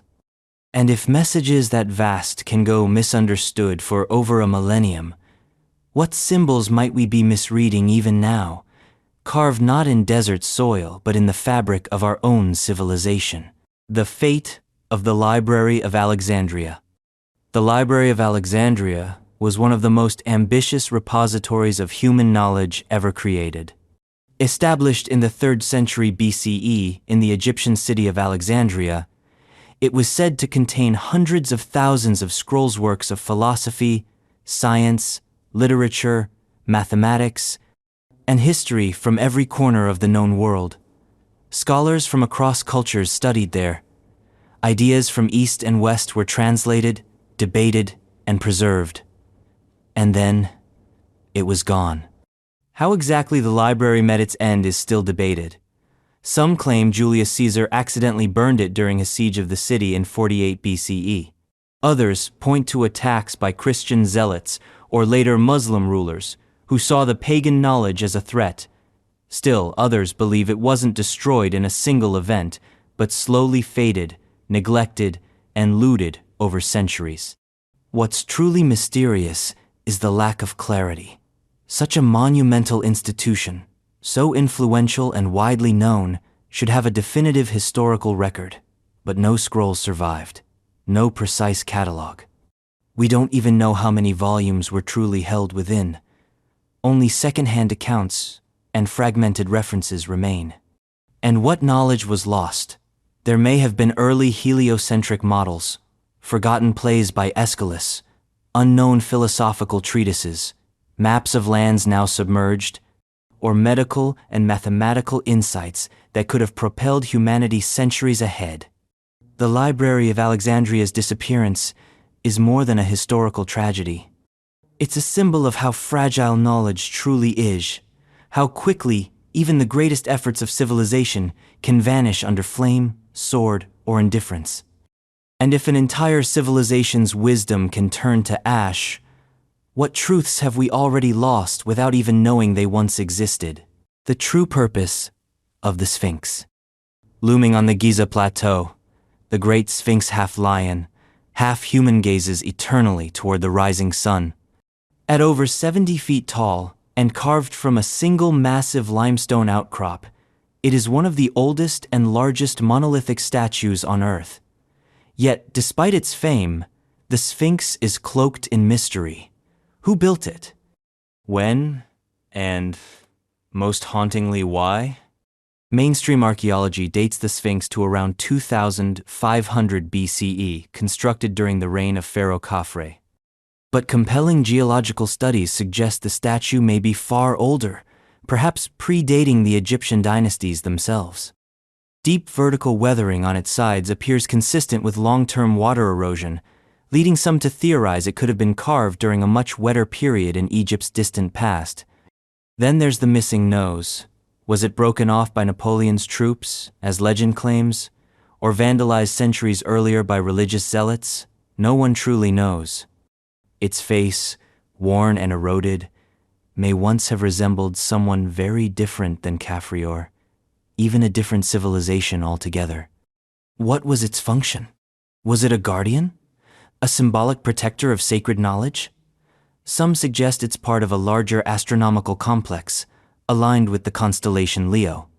Others believe it conceals hidden chambers or passageways beneath its paws, perhaps holding ancient secrets or lost records of a forgotten civilization. The Sphinx is silent, eternal, and immune to easy explanation. Its presence hints at a legacy more complex than recorded history admits. And if it stands not as a monument to the known, but a sentinel of the forgotten, what else might be waiting in the sands, just beyond our understanding? The existence of Atlantis. Plato described Atlantis as a vast and powerful civilization that existed 9,000 years before his time. It was, he claimed, an advanced island nation beyond the Pillars of Hercules, rich in knowledge, architecture, and military might. In a single cataclysmic night, it sank into the sea, lost forever. For some, it's merely allegory, a cautionary tale about hubris. For others, it's history. For centuries, seekers have scoured the globe searching for Atlantis. Some point to the island of Santorini, whose volcanic eruption devastated the Minoan civilization. Others look to the Bahamas, Antarctica, the Azores, or even submerged landscapes off India and Japan. Everywhere there's a coastline, there's a theory. But here's what makes the mystery endure. How did Plato describe a civilization in such detail? Its urban planning, its laws, its spiritual beliefs, unless he was referencing something real, even if dimly remembered? Was he passing along fragments of ancient oral traditions? Or had he uncovered remnants of pre-Diluvian civilizations now lost beneath rising seas? The idea of Atlantis suggests not just a lost city, but a lost era when humans may have been more advanced than we assume, only to be reset by natural catastrophe.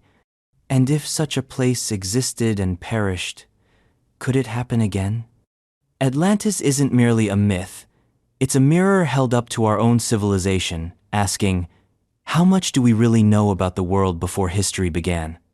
And if an entire continent could disappear into legend, what truths lie beneath the ocean, drowned by time? The location of El Dorado. Somewhere deep in the rainforests of South America, perhaps buried beneath a forgotten lake or lost mountain toples, El Dorado, the fabled city of gold. What began as a myth about a gilded tribal king evolved over centuries into a legend of unimaginable wealth, an entire metropolis built of precious metal. For generations, explorers, conquistadors, and adventurers risked everything to find it. None succeeded. The earliest version of El Dorado centered around a ritual practiced by the Muisca people in present-day Colombia. Their chief would cover himself in gold dust and dive into Lake Guatavita as an offering to the gods. The Spanish, driven by insatiable greed, transformed this sacred ceremony into a story of a hidden kingdom dripping with gold. Expeditions into the Andes, the Amazon, and the Orinoco Basin followed, often ending in tragedy, madness, or death. But where is El Dorado? Was it ever real or just a projection of colonial desire? Some believe it was not a city at all, but a metaphor for spiritual richness or cultural glory. Others argue that the Spanish misunderstood local customs and exaggerated their reports. Still, tantalizing clues persist: strange ruins, golden artifacts found in places with no clear explanation, and indigenous legends that continue to speak of a place lost to time. The search for El Dorado is not just about treasure, it's about the human urge to believe that somewhere, just beyond the reach of the known, lies a paradise of purity and perfection. And if centuries of pursuit have yielded only ghosts and jungles, perhaps the real gold was never in bricks or coins but in the undying hunger to dream. But then again, what if the dream was built on a memory? And if so, what waits still buried beneath roots and riverbeds, glinting just out of reach? The mystery of the Pied Piper of Hamelin. In 1284, the town of Hamelin in Lower Saxony, Germany, suffered a loss so profound that it etched itself into folklore. 130 children vanished, led away by a mysterious figure dressed in multicolored clothes playing a pipe. Today, we remember it as a fairy tale. But ancient records from church inscriptions to stained glass windows suggest that something truly happened in Hamelin that year. The Pied Piper legend may be rooted not in fantasy, but in fact. Was the Piper real? Some suggest he was a recruiter, luring children to join a migration to Eastern Europe during a time of land expansion. Others speculate the children died from plague, were victims of a landslide, or taken in a bizarre act of mass abduction. There's even the unsettling theory that they were sent away due to overpopulation or economic strain. What elevates the mystery is the precision of the details that survived, the date of the disappearance, the number of children, and the role of music as the lure. Town records omit the word children for centuries after, as if trying to erase a collective trauma. Even today, Hamelin's city crest depicts the piper, and no music is allowed to be played on a certain street out of lingering reverence or superstition. What really happened remains unsolved. But if one man's music could lead a generation into oblivion, what kind of silence did the town endure afterward? And if the tale was born from a truth long buried, how many of our fairy tales are not fantasies, but fractured memories of something real and terrible? The identity of the Taman man. On the 1st of December, 1948, a man was found dead on Somerton Beach near Adelaide, Australia. He had no identification, no signs of violence, and no clear cause of death. His suit was pressed, his shoes polished. In his pocket was a tiny scrap of paper with the Persian words, Tamam shud. It is finished. Tucked inside a hidden pocket of his clothing was a copy of the Rubaiyat of Omar Khayyam with cryptic writing and an unlisted phone number. To this day, no one knows who he was.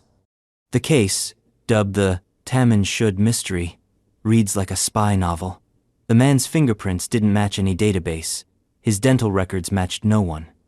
The phone number in the book led to a woman who denied knowing him but acted strangely under questioning. Inside the book were what appeared to be code fragments still unbroken. Some believe he was a Cold War spy, eliminated before he could complete his mission. Others think he may have been a jilted lover who chose poetic suicide. Autopsy reports showed signs of possible poisoning, yet no toxins were ever detected. The man's face bore a quiet expression, as though he'd fallen asleep. Theories have swirled for decades, that the woman he contacted was connected to intelligence services, that the book was a cipher key, that the man was not Australian at all but planted by a foreign government. In 2022, a possible identification was made using DNA tracing, but even that hasn't fully answered the most compelling question: why was he there?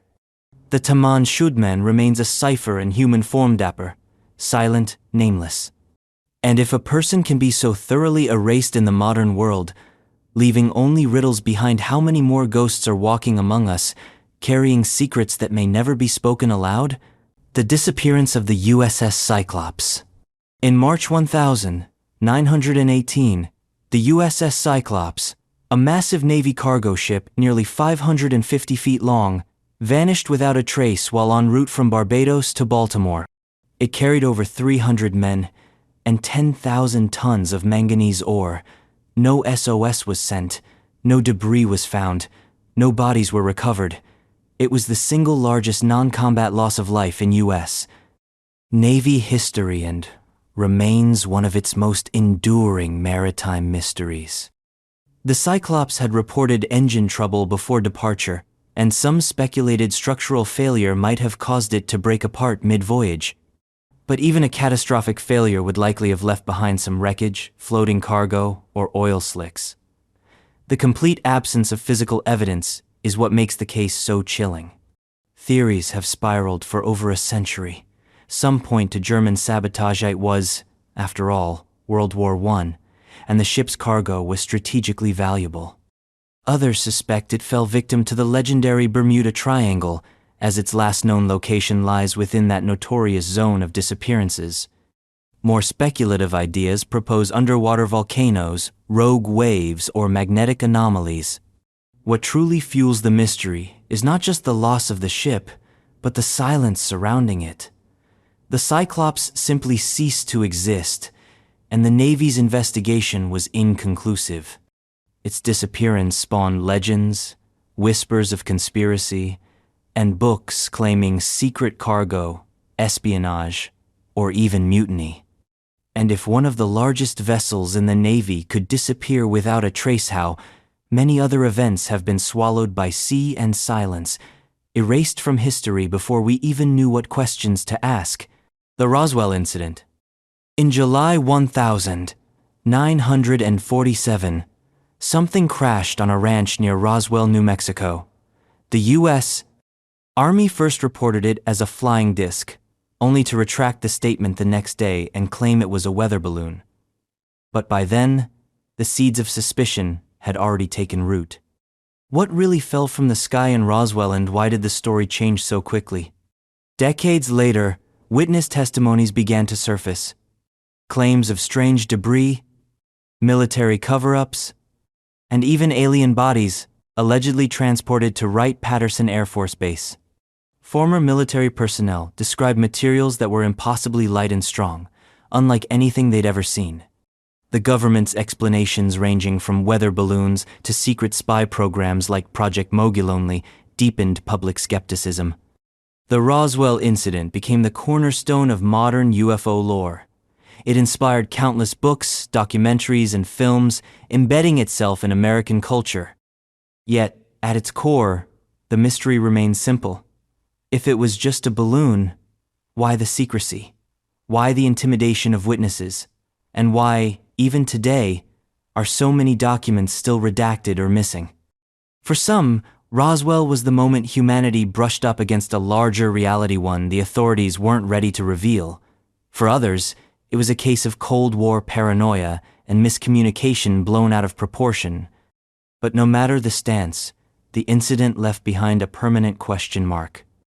And if the truth did crash land in the desert that day, how many more truths have we buried under layers of denial, misdirection, and time? The identity of the Beast of Gévaudan. Between 1764 and 1767, the rural region of Gévaudan in southern France was gripped by terror. A monstrous creature described as a giant wolf with a chest like a horse, teeth like sabers, and eyes that glowed attacked and killed over 100 people, mostly women and children. The king sent soldiers. Hunters combed the forests. The people fought back with spears and prayer, but the Beast of Gévaudan evaded them all. Eyewitnesses often agreed on its unnatural size and cunning. Victims were mutilated, throats torn out, bodies scattered. It didn't act like any ordinary predator. Some believed it was a punishment from God. Others thought it was an exotic animal, perhaps a lion or hyena escaped from a private collection. A few suggested it was not one beast, but many, coordinated somehow, or even trained. Eventually, a large wolf was killed and declared the beast. The killings ceased, but many locals insisted the real creature had not been caught. Some believed the attacks continued, but were covered up to restore order. Centuries later, cryptozoologists and skeptics still debate. Was it an unusually aggressive wolf, an undiscovered species, or something darker, a symbol of collective trauma, born of poverty, war, and fear? The Beast of Gévaudan wasn't just a killer, it became a myth, a legend rooted in blood. And if such a creature once stalked the hills of France, could others like it still roam today, in places too remote for cameras, too wild for reason? Or was the true beast not one of tooth and claw, but the terror we project when the world turns strange and unspeakable in the night? The mystery of the lost colony of Croatan. In 1587, more than 100 English settlers established a colony on Roanoke Island, off the coast of present-day North Carolina.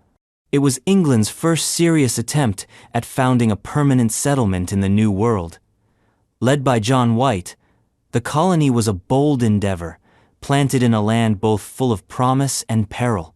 But when White returned to England for supplies only to be delayed by war with Spain, he came back 3 years later to find the settlement eerily abandoned. No people, no signs of violence, just a single word carved into a wooden post: Croatoan. That word has haunted historians ever since. Croatoan was the name of a nearby island, home to a friendly Native American tribe who had previously interacted with the settlers. Some believe the colonists integrated peacefully with the tribe after running out of supplies. Others suspect the relocation may have been forced, either by starvation or conflict. Yet, no solid archaeological evidence has ever confirmed such an outcome. White had instructed the settlers to carve a symbol specifically across if they were in distress. The absence of that mark led him to believe they had relocated willingly. He intended to search Croatoan Island, but a violent storm and worsening conditions forced his ship back to England. He never returned. For centuries, the trail went cold. Excavations turned up little more than broken pottery and ambiguous artifacts. In recent years, however, some discoveries, such as European-style tools found on Hatteras Island, formerly Croatoan, have reignited theories of assimilation. Still, nothing definitively proves the fate of the Roanoke settlers. More speculative theories abound: Spanish sabotage, slaughter by hostile tribes, disease, or even something stranger: supernatural disappearance, mass migration, or deliberate historical erasure. The story has inspired myths of ghost towns and whispers of curses. It's even bled into American horror lore. The word Croatoan remains less of an answer and more of a riddling echo of voices lost in the wilderness, hinting at survival or tragedy, but never revealing which. And if an entire colony can vanish with only a single carved word left behind, how much of history has disappeared just as quietly, leaving behind nothing but silence and speculation? The assassination of Lincoln's true conspirators. The 14th of April, 1865, John Wilkes Booth pulls the trigger. Abraham Lincoln slumps in his theater seat. A single bullet to the back of the head ends the life of the 16th President of the United States. But it didn't end the story. That was just the curtain rising. Booth didn't act alone. That much is clear. A network of Confederate sympathizers and radical plotters helped orchestrate the chaos that followed. The official version tells us about Lewis Powell, George Atzerodt, and Mary Surratt, the first woman ever executed by the U.S. government. They were tried, convicted, hanged. Case closed? Not even close. For over a century and a half, threads have unraveled from the tightly stitched narrative. Historians and amateur sleuths alike point to shadowy figures lurking in the background: secret societies, Southern operatives, and even foreign agents with blood on their hands. Booth himself scribbled in his diary while on the run that he had great reasons to believe that many knew of this. That many, not a few. Then there's John Surratt Mary's son. He fled to Europe, joined the Papal Zouaves, and evaded capture for years. When finally caught, he was tried and walked free. His acquittal left gaping holes in the case, his silence louder than the courtroom's final verdict. Documents went missing, witnesses recanted, others died under murky circumstances. Secretary of War Edwin Stanton, who took charge of the investigation, was later accused of covering up the involvement of higher powers. Some even believe Stanton himself had a motive to remove Lincoln accusation as radioactive as it is unprovable. Even now, the conspiracy feels like a chessboard with too many missing pieces. Booth may have been the hand that moved the pawn, but whose fingers hovered over the king? If Lincoln's death was a tragedy, the aftermath was a farcione written in secret ink and sealed away in forgotten attics. And as for the conspirators, maybe they weren't all in the theater. Maybe some were in the audience, watching the show unfold. And the next mystery is even older. A civilization that seemed to appear out of nowhere, like a ghost stepping out of the jungle fog. The origins of the Olmec civilization. Before the Maya, before the Aztecs, there were the Olmec. They emerged in the dense jungles of what is now southern Mexico around 1600 BCE, fully formed, fully armed with pyramids, calendars, and colossal heads that look like they were sculpted by giants. No build-up, no gradual cultural layering, just boom civilization. How? Archaeologists still don't know. The Olmec left behind. No Rosetta Stone, no written record to translate. Their symbols, known as Epi-Olmec script, remain largely undeciphered. What we do have are stone heads, 17 of them, each weighing up to 50 tons, carved from basalt, dragged over 50 miles without the wheel. That's right, no wheels. Just raw strength and maybe, some knowledge we still don't understand. The Olmec were astronomers, engineers, and artists. They played a ritual ballgame with deadly stakes. They traded obsidian and jade across thousands of miles. They practiced human sacrifice and built complex ceremonial centers like La Venta and San Lorenzo. And then, they vanished. One theory says climate change did them in, another blames warfare. But the truth is, no one knows. They didn't just disappear, they melted into the DNA of Mesoamerica. The Olmec are called the mother culture, the foundation stone of Central American civilization. But every mother has a history and hers is silent. There are stranger theories too, that the Olmec were seafarers who came from Africa or Asia, that the colossal heads bear non-native features, that maybe, just maybe, they didn't evolve here at all. But mainstream scholars reject those as pseudoscience. Still, the questions remain unanswered, and the mystery just deepens with every new artifact unearthed. The Olmec are history's version of a cold open, dropped into the story without explanation, setting the tone but leaving us grasping for meaning. And if you think that's eerie, wait until we set sail north into the Arctic, where 129 men sailed into white silence and never came back. The disappearance of the Franklin expedition. 1845. Two ships, the HMS Erebus and HMS Terror, set sail from England to chart the elusive Northwest Passage. Aboard them, 129 men, led by Sir John Franklin, a veteran explorer chasing the dream of empire through the Arctic frost. They vanished. For years, the fate of the Franklin expedition was one of the great obsessions of the Victorian era. Rescue missions were launched, dozens of them. All they found were whispers, a fork here, a boot there, bones splintered by what some claimed were teeth marks.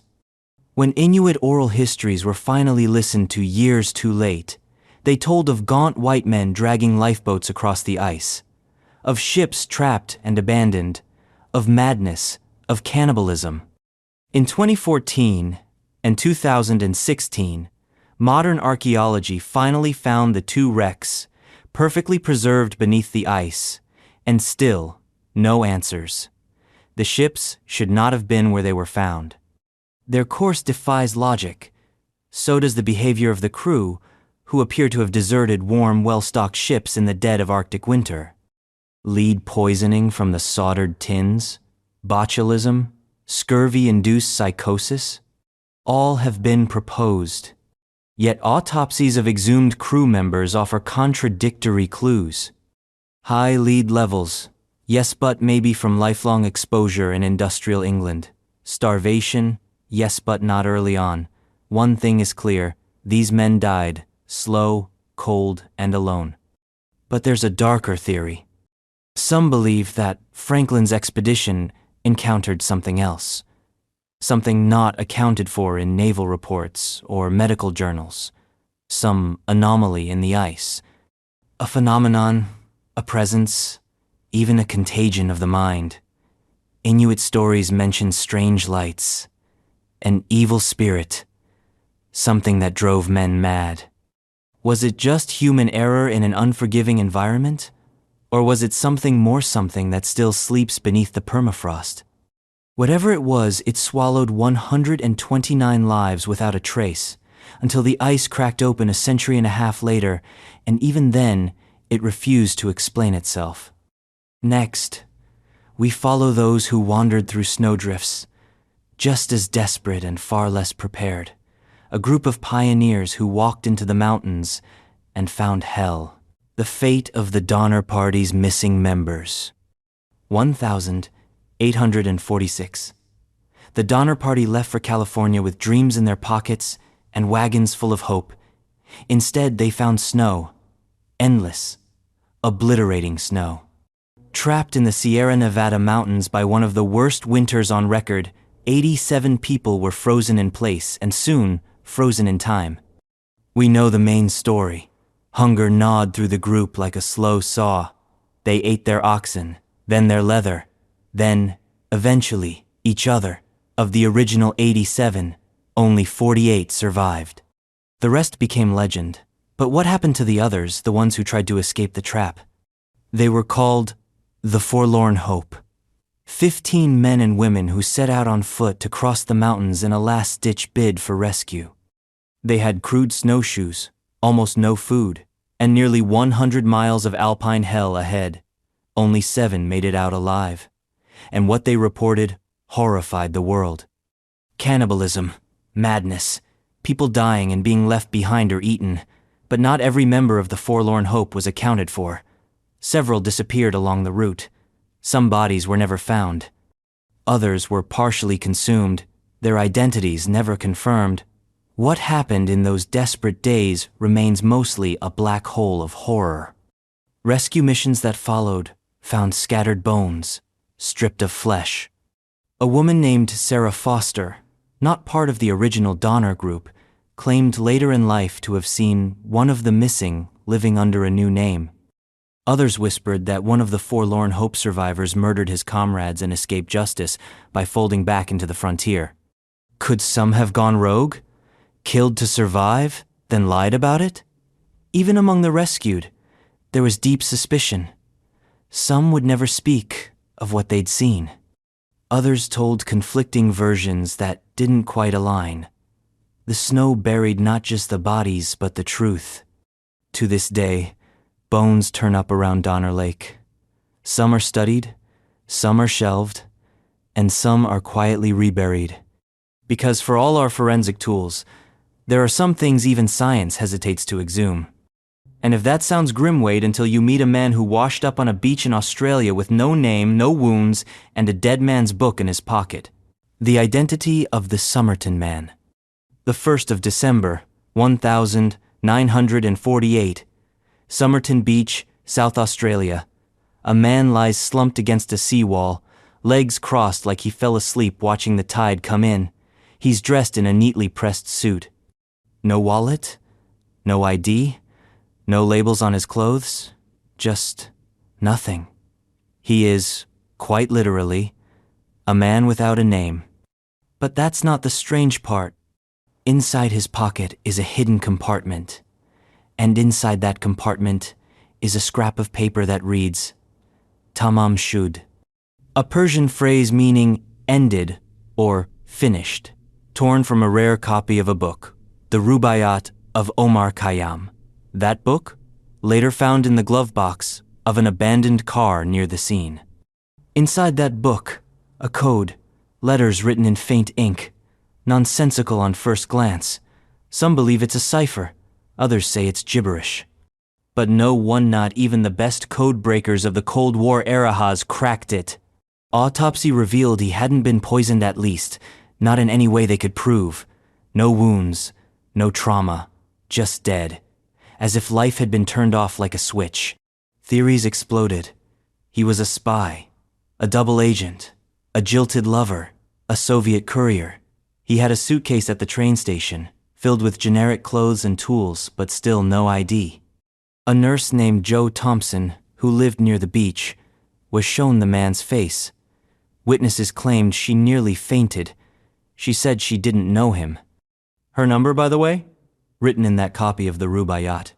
Years later, a man claiming to be Jo Thompson's son exhibited bizarrely similar physical features to the Somerton man, including rare ear shapes and dental anomalies. Could the mystery corpse have been his father? DNA analysis finally conducted in the 2020 suggested a likely ID, Carl Charles Webb, a Melbourne engineer. But here's the thing, no one knows why he was in Adelaide or how he died. The puzzle pieces may be named now, but the picture they form is still blank. The Somerton man died alone, under a sky full of secrets, and he took his with him. But not all mysteries are dead silent. Some tower over the earth, staring into the ocean, daring you to ask, why? The purpose of the Moai statues on Easter Island. Easter Island Rapa Nui, as its native people call it, trises like a chipped tooth in the South Pacific. Isolated, remote, silent, except for the Moai. There are nearly 1,000 of them, towering stone heads with heavy brows and long noses. Some wear massive stone hats. Some are buried up to their necks. Some stand along the coast, facing inland as if watching over a vanished civilization. Others lie toppled, their faces cracked in the dirt. For centuries, the world asked, who carved these? Why? And more importantly, how? The Moai weigh up to 80 tons. They were carved from volcanic tuff using stone tools, then transported miles from quarry to altar. But how were they moved? Theories range from sledges and ropes to the surreal idea that the statues walked, rocked, upright like fridges across the landscape. Incredibly, modern Rapa Nui elders claim that's exactly what happened. Oral traditions speak of the Moai walking with the help of mana, spiritual power. Experiments in recent years have shown that 3 coordinated teams pulling with ropes can indeed make a Moai wobble walk forward. That's right, the ancient myth might have been an engineering manual. But why build them in the first place? One theory says they're ancestor statues, meant to embody powerful leaders who, even in death, watched over their people. Another suggests they marked freshwater sources, guiding settlers to drinkable groundwater in a place with no rivers or lakes. Or maybe they were status symbols in a society where stone measured power. Then came the collapse. At some point, the statue making stopped. The quarries were abandoned. The Moai were smashed by rival clans? Environmental collapse? European contact? Or something else entirely? The truth is cloudy, written in eroded glyphs and fading memories. The island's trees were gone, its soil eroded. The people fell into famine and war. The Moai, once gods of the land, became broken idols in a dying world. Maybe the mystery isn't just about why the statues were built, but why the civilization that built them chose to self-destruct in their shadow. From monoliths to collapse, Rapa Nui is a warning etched in stone. A message across time. And the next one? It's older still. A once thriving civilization that simply stopped. Without war, without fire, without a sound. The cause of the sudden decline of the Indus Valley civilization. The Indus Valley civilization was one of the earliest cradles of urban life, a Bronze Age powerhouse sprawling across what is now Pakistan and northwest India. From around 2600 BCE, its cities like Mohenjo-Daro and Harappa thrived with planned streets, intricate drainage systems, and standardized weights, It was cleaner than some 19th century European cities, and then it was gone.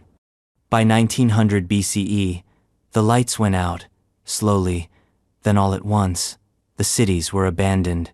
The writing, never deciphered, fell silent. The culture that built some of the most advanced urban centers of the ancient world just evaporated. No record, no armies, no epic wars, just dust. So, what happened? One theory is climate collapse. Evidence suggests a major shift in monsoon patterns during this period. The rivers the Indus people relied on, especially the Gagar-Hakra, possibly the mythic Sarasvati, may have dried up or changed course. And in a region where life depends entirely on water, that's more than inconvenient, it's apocalyptic. Others suggest tectonic activity. Earthquakes could have rerouted rivers, leveled cities, and destabilized agricultural systems. No crops, no food, no civilization. Simple math. Then there's the theory of gradual social unraveling. Maybe there wasn't a single collapse. Maybe it was death by 1,000 disruptions, trade networks breaking down, elites losing control, internal migrations, a slow bleed rather than a slash. But the weird part? There's no evidence of widespread warfare, no mass graves, no signs of invasion. The Indus people didn't go out fighting, they just moved. Some believe they drifted east, merging with Vedic cultures. Others say they dissolved into local populations, leaving behind architecture and undeciphered script like ancient graffiti. We still can't read their language. We can't find their leaders. We don't know their gods. It's like a society erased itself from its own story.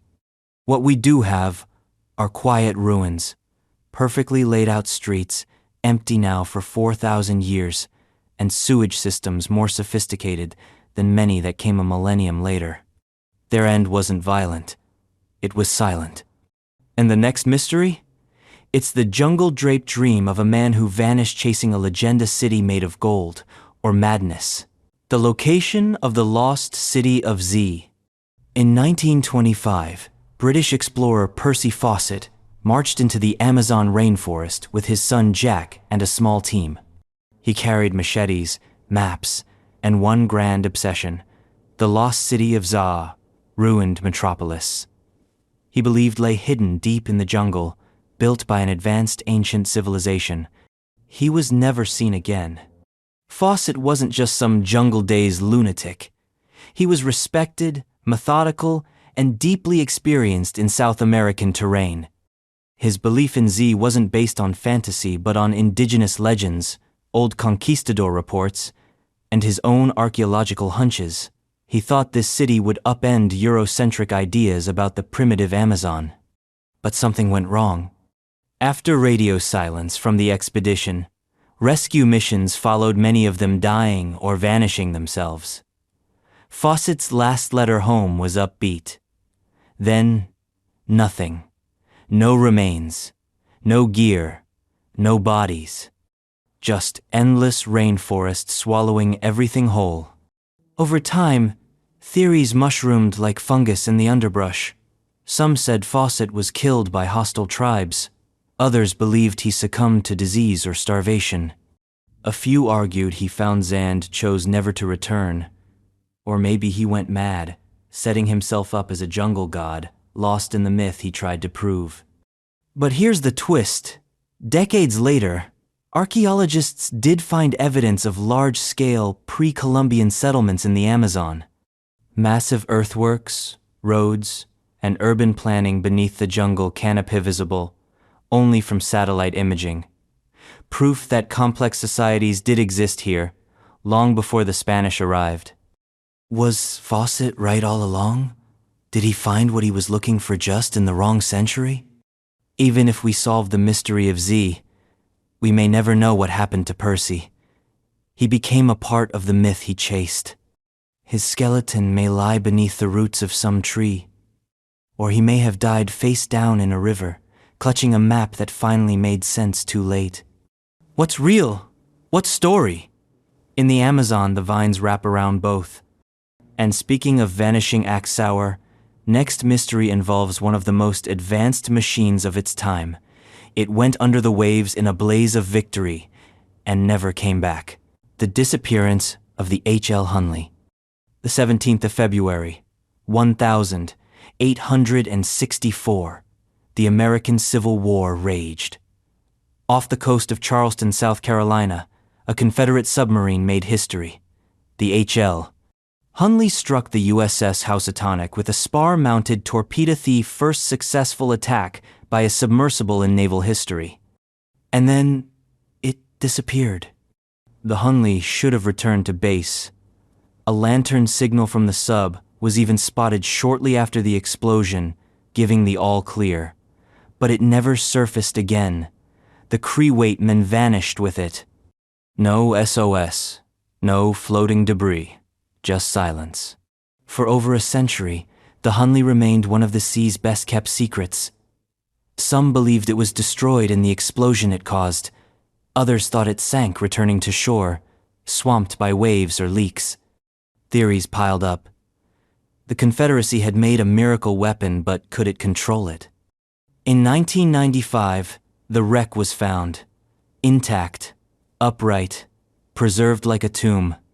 When the sub was raised in 2000, the crew was still at their stations, no sign of panic, no indication they tried to escape. It was as if they had all died mid-task, like puppets with the strings cut. Autopsies showed no injuries, no drowning. It looked like they simply stopped breathing. Carbon dioxide poisoning? Maybe. But if so, why didn't they try to surface? One theory suggests the shock wave from the explosion created a pressure wave that killed them instantly, even inside the hull. The sub itself revealed a haunting mix of brilliance and desperation. Hand-cranked propulsion, tight quarters, a candle for oxygen monitoring. It was barely more than a metal coffin with ambitions. The H.L. Hunley was ahead of its time and also cursed by it. Too advanced for the war it fought in, too fragile to survive it. It changed naval warfare forever, but gave no victory to the men who sailed it. The sea took the man, kept it secret for 136 years. Next up, a pair of children with green skin, a strange tongue, and no explanation, found in a field, or maybe from another world. The mystery of the green children of Woolpit.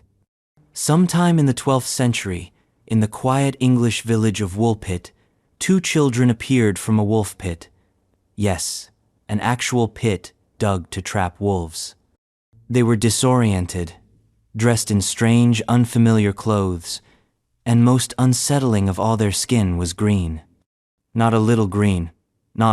They looked a bit sick. We're talking full-on chlorophyll kids. The boy and girl spoke a language no one understood. They refused all food until someone gave them beans, which they devoured raw like they'd just stumbled into Eden. The boy died soon after, but the girl lived. Over time, her green hue faded, her English improved, and the tale she told only deepened the mystery. She said they came from a place called St. Martin's Land, where everything was green. The sun never shone directly, but light filtered in as if in perpetual twilight. She claimed they'd been tending their father's cattle when they heard a sound bells, maybe, and suddenly found themselves underground. They followed the sound until they emerged, in Woolpit. So, what do we do with that? Some say it's a distorted memory of a real event, maybe Flemish refugees fleeing war who got lost and emerged traumatized and malnourished. Green skin could have come from hypochromic anemia or arsenic poisoning. But why the strange language? Why the tale of a twilight world? And why appear from an actual wolf pit like a medieval portal?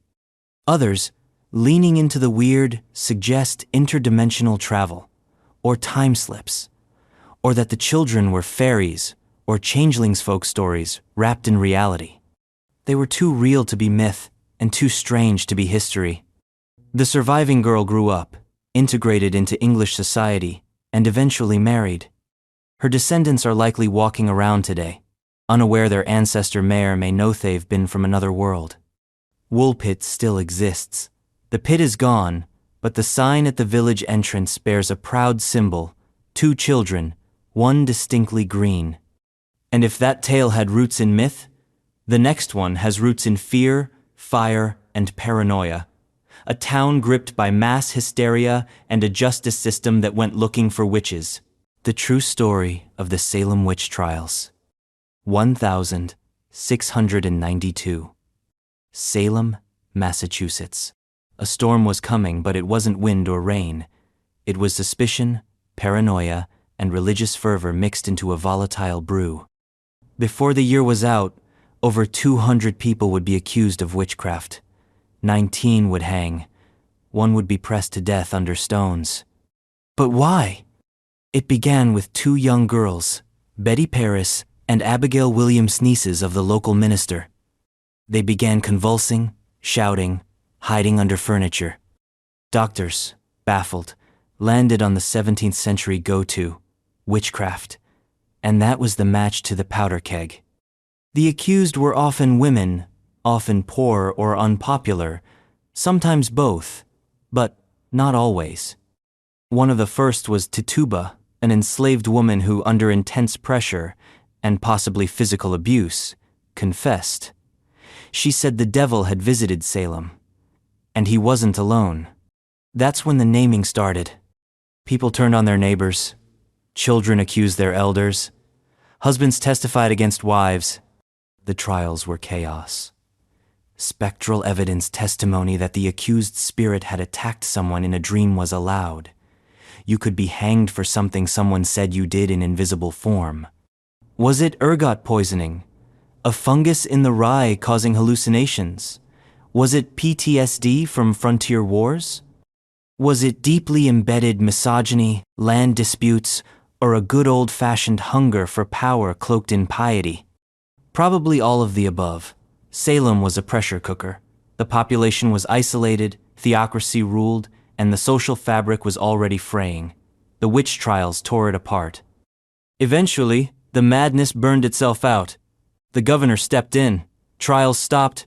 Apologies were issued, but the damage was done. Salem became a scar on America's cultural psyche, a warning of what happens when fear wears the robe of justice. The witch trials are a story of projection, of turning inner rot outward until it hangs from a gallows. And while Salem accused its witches, the next legend asks whether one might still walk among use in shaggy form, leaving footprints in the fog of the Pacific Northwest. The origins of the Bigfoot legend. Bigfoot, Sasquatch, the wild man, the hairy one, whatever you call him. He's been stalking the forests of North America for centuries and, possibly millennia. Thousands of sightings, fuzzy photos, footprints the size of dinner plates, and one very famous 1,967 film clip that refuses to die. But the legend is older than cameras. Indigenous tribes across the continent have stories of large ape-like beings who live in the woods just beyond the edge of the known world. The Salish speak of Sasquatch. The Cheyenne talk of big hairy men. These aren't fringe tales, they're cultural pillars. So, what is Bigfoot? One theory, a relic hominid, Gigantopithecus, a prehistoric ape that may have wandered into North America via the Bering Land Bridge, or a Neanderthal cousin. Something that slipped through evolution's cracks. Skeptics, of course, say it's a case of mass pareidolia seeing patterns where there are none, bears, hoaxes, shadows. But if that's true, it's one hell of a coordinated hallucination. Thousands of people, from loggers to hikers to park rangers, have seen something they can't explain. Are they all liars? Or just mistaken? Then there's the Patterson-Gimlin film. You've seen it. Grainy, shaky, a creature walking away, glancing over its shoulder. Scientists have debated it for decades. Was it a man in a suit? A real, unknown animal? The gait, the muscle movement, it's either incredibly fake or incredibly real. But the real core of Bigfoot isn't in proof, it's in belief. he represents the possibility that something can still exist beyond our grasp, that the world isn't completely mapped, that in some forest somewhere mystery still lives. And maybe, just maybe, something big and hairy is watching us from the tree line. Next, we chase a figure even weirder. He had glowing red eyes, breathed fire, and bounced over rooftops like a demon on a trampoline. The identity of Spring-Heeled Jack. Picture this: Victorian England, thick with fog, gas lamps flickering, cobblestone streets echoing with footsteps, and suddenly, a figure leaps from the shadows. Not runs, leaps. Over rooftops. Over fences. With eyes like hellfire and breath that smells like brimstone. They called him Spring-Heeled Jack. He first appeared in London in 1837, and by 1838, he was a full-blown phenomenon. Women were attacked. Witnesses claimed he wore a tight, oilskin suit, had metallic claws, and breathed blue flames. His eyes were glowing. His laugh was manic.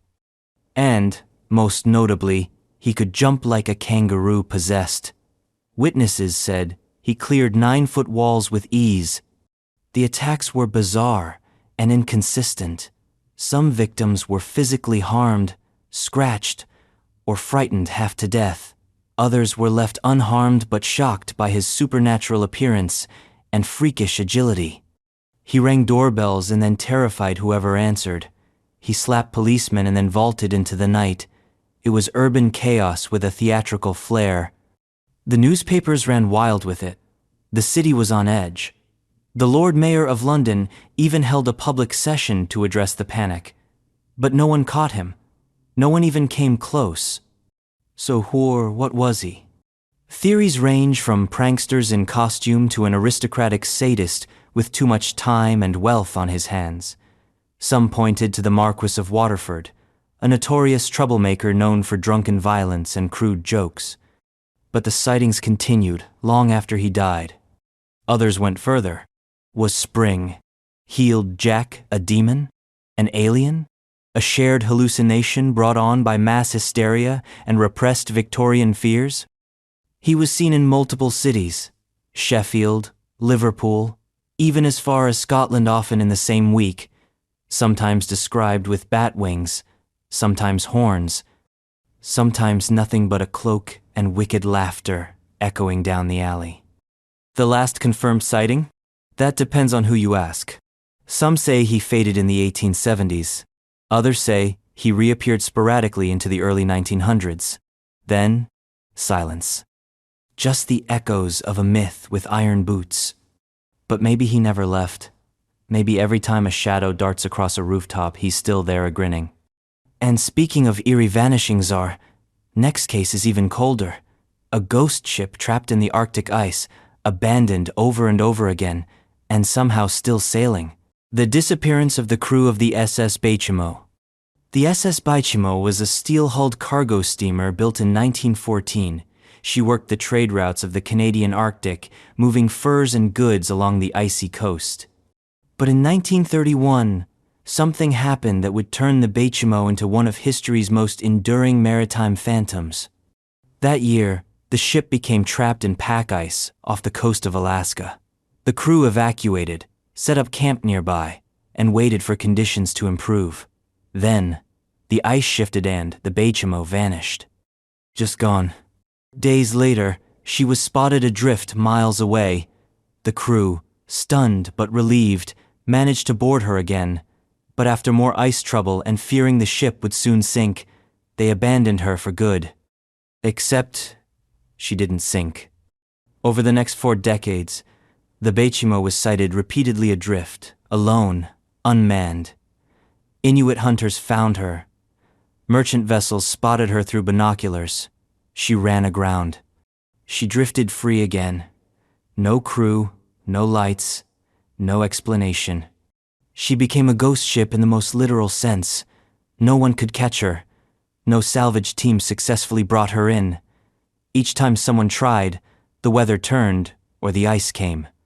She slipped through human hands like a phantom of steel and smoke. Why didn't she sink? How did she stay afloat in one of the harshest climates on Earth for so long? Her structure was battered, rusting, but intact. She was like a stubborn spirit refusing to die. Then, in 1969, she was seen one final time. After that, nothing. No wreck was found. No remains recovered. She simply disappeared, this time seemingly for good. Or maybe not. Some believe the Bechimo is still out there, drifting beneath the northern lights, frozen into some forgotten fjord. Others say she finally surrendered to the cold. But one thing's certain, she lived longer than anyone expected, without a crew, without a course, just floating. And if you think ghost ships are weird, our next mystery asks an even weirder question. How did the human species go from hunters with sticks to farmers with cities, almost overnight? The origins of the sudden emergence of agriculture. For hundreds of thousands of years, Homo sapiens lived the same way. Hunting, gathering, moving. Then, almost in the blink of an evolutionary eye, everything changed. Around 12,000 years ago, humans started farming, planting seeds, domesticating animals, building permanent settlements. Why? That's not just a historical question, it's an existential one. Why did our species, perfectly adapted for mobile survival, suddenly decide to dig into the dirt, grow food, and sit still? Farming is hard, it's risky. It demands more labor, and often yields less nutrition than foraging. And yet, from Mesopotamia to Mesoamerica, China to the Andes, agriculture appeared independently, repeatedly. One theory says, climate did it. The end of the last ice age brought more stable weather patterns, allowing humans to experiment with planting wild grains. But why now? Why not thousands of years earlier or later? And why so suddenly, in so many unconnected places? Another theory says pressure did it. Population density forced innovation. Big game was dying out. People needed new food sources. But again, why then? And why did this shift lead to rapid development of civilization, religion, cities, and war? More fringe theories suggest outside influence, contact with lost civilizations, even extraterrestrial intervention. Yes, the old ancient aliens gave us wheat theory. Laughable? Maybe. But the mystery remains. Because here's the real weirdness. Early farming societies didn't always improve life. Evidence shows that early agriculturalists had worse health, more disease, shorter lifespans, and deeper class divides. Yet they stuck with it. Something pulled us forward and wouldn't let us turn back. Agriculture is what made history possible. Writing, war, kings, and empires, they all sprouted from seeds. But its sudden emergence feels less like a step, more like a jump. A leap into permanence. A gamble that reshaped our species forever. And speaking of leaps, let's talk about the most famous photo of a lake monster ever taken, possibly a hoax, definitely a mystery. The identity of the Loch Ness Monster photographer. The 21st of April, 1934. The Daily Mail publishes a photo that seizes the world's imagination. A long, sinuous neck emerging from the dark waters of Loch Ness. The photograph was attributed to a respected London gynecologist, Colonel Robert Kenneth Wilson, but to everyone else, he would soon be known as the man who captured Nessie. The image is grainy, black and white, and only a few inches tall, but it's iconic, what became known as the surgeon's photograph. Unlike earlier reports of shadows or ripples, this was evidence. Or so people believed. But right from the start, there were whispers. The photo looked too clean. The creature too perfectly framed. And Wilson, who refused to be seriously interviewed about it, claimed he'd merely been snapping pictures when he spotted something unusual. That vagueness only deepened the legend. As the years rolled on, scrutiny increased. Some claimed the photo was a hoax, possibly involving a toy submarine with a sculpted head. Others swore it was real, proof of a prehistoric creature that somehow survived extinction, Plesiosaurus redux, hiding in the Scottish Highlands. The mystery deepened in 1994 when a man named Christian Sperling came forward on his deathbed. He claimed the whole thing was a prank orchestrated by his stepfather, Marmaduke Weatherella, big game hunter who had been publicly embarrassed by the Daily Mail after a failed Nessie expedition. Sperling said they built the creature, staged the photo, and used Wilson's respectability as the perfect cover. Case closed? Not quite. Even with that confession, the photo persists. Many believe the hoax story itself was exaggerated. The original negatives are lost. No definitive proof has ever surfaced. It's all hearsay stacked on top of shadows. But here's the thing. It doesn't matter. The surgeon's photograph etched Nessie into global consciousness. It was never just about the image, it was about what it represented. That in a modern world, something ancient and unexplained could still lurk just beneath the surface. The man who took the photo remains, fittingly, elusive. Was Wilson a dupe, a prankster, or just a guy with a camera in the wrong place at the most perfectly mythic time? And speaking of mysterious deaths in deep water, our next story sinks a nuclear submarine with 99 souls aboard, and no clear reason why. The fate of the crew of the USS Scorpion. May 1968. The Cold War is running hot beneath the surface. The USS Scorpion, a skipjack-class nuclear submarine with 99 crewmen, fails to return from patrol in the Atlantic. It is officially declared lost on the 5th of June.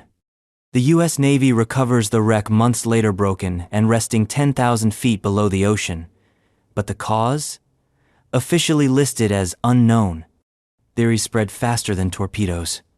One says the Scorpion suffered a torpedo malfunction, that a warhead cooked off in its tube and blew the ship apart from the inside. Another says the sub experienced a catastrophic mechanical failure. Maybe the shaft seals failed, flooding the rear and dragging her down like an anchor.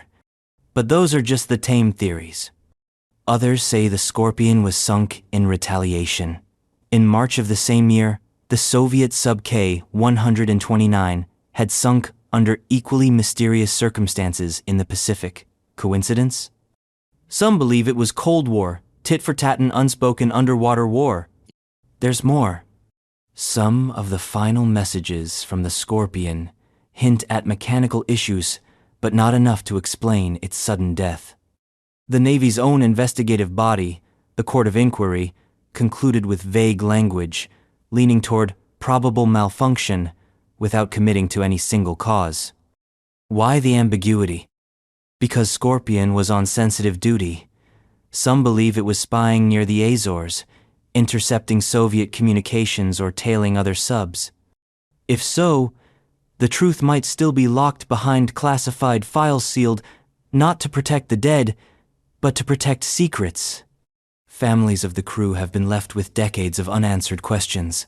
Each theory, each document leak, opens another door to nowhere. What lies at the bottom of the sea is not just metal and memories, but a gaping hole in history. A war machine went down and silence came up.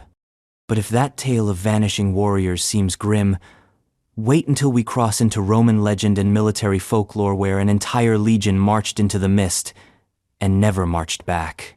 The disappearance of the Roman Ninth Legion. It was Rome's most mysterious vanishing act. The Ninth Legion, Legio IX. Hispania was one of the Roman Empire's most battle-hardened units.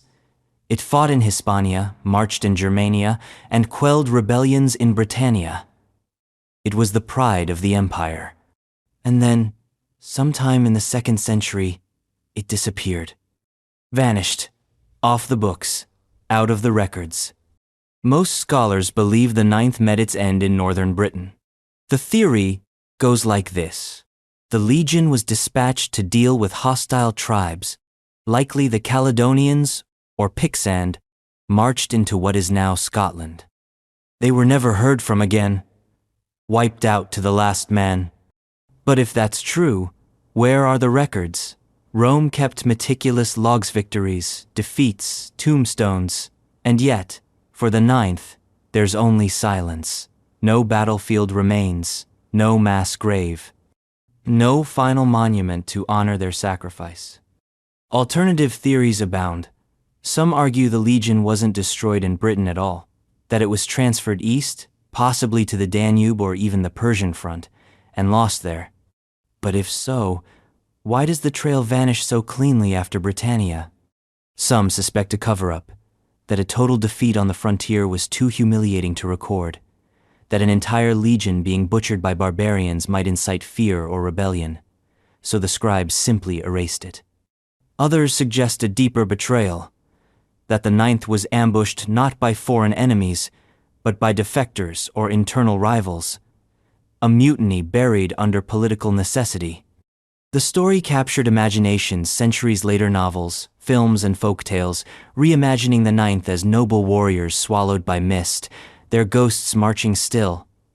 And in some ways, they do.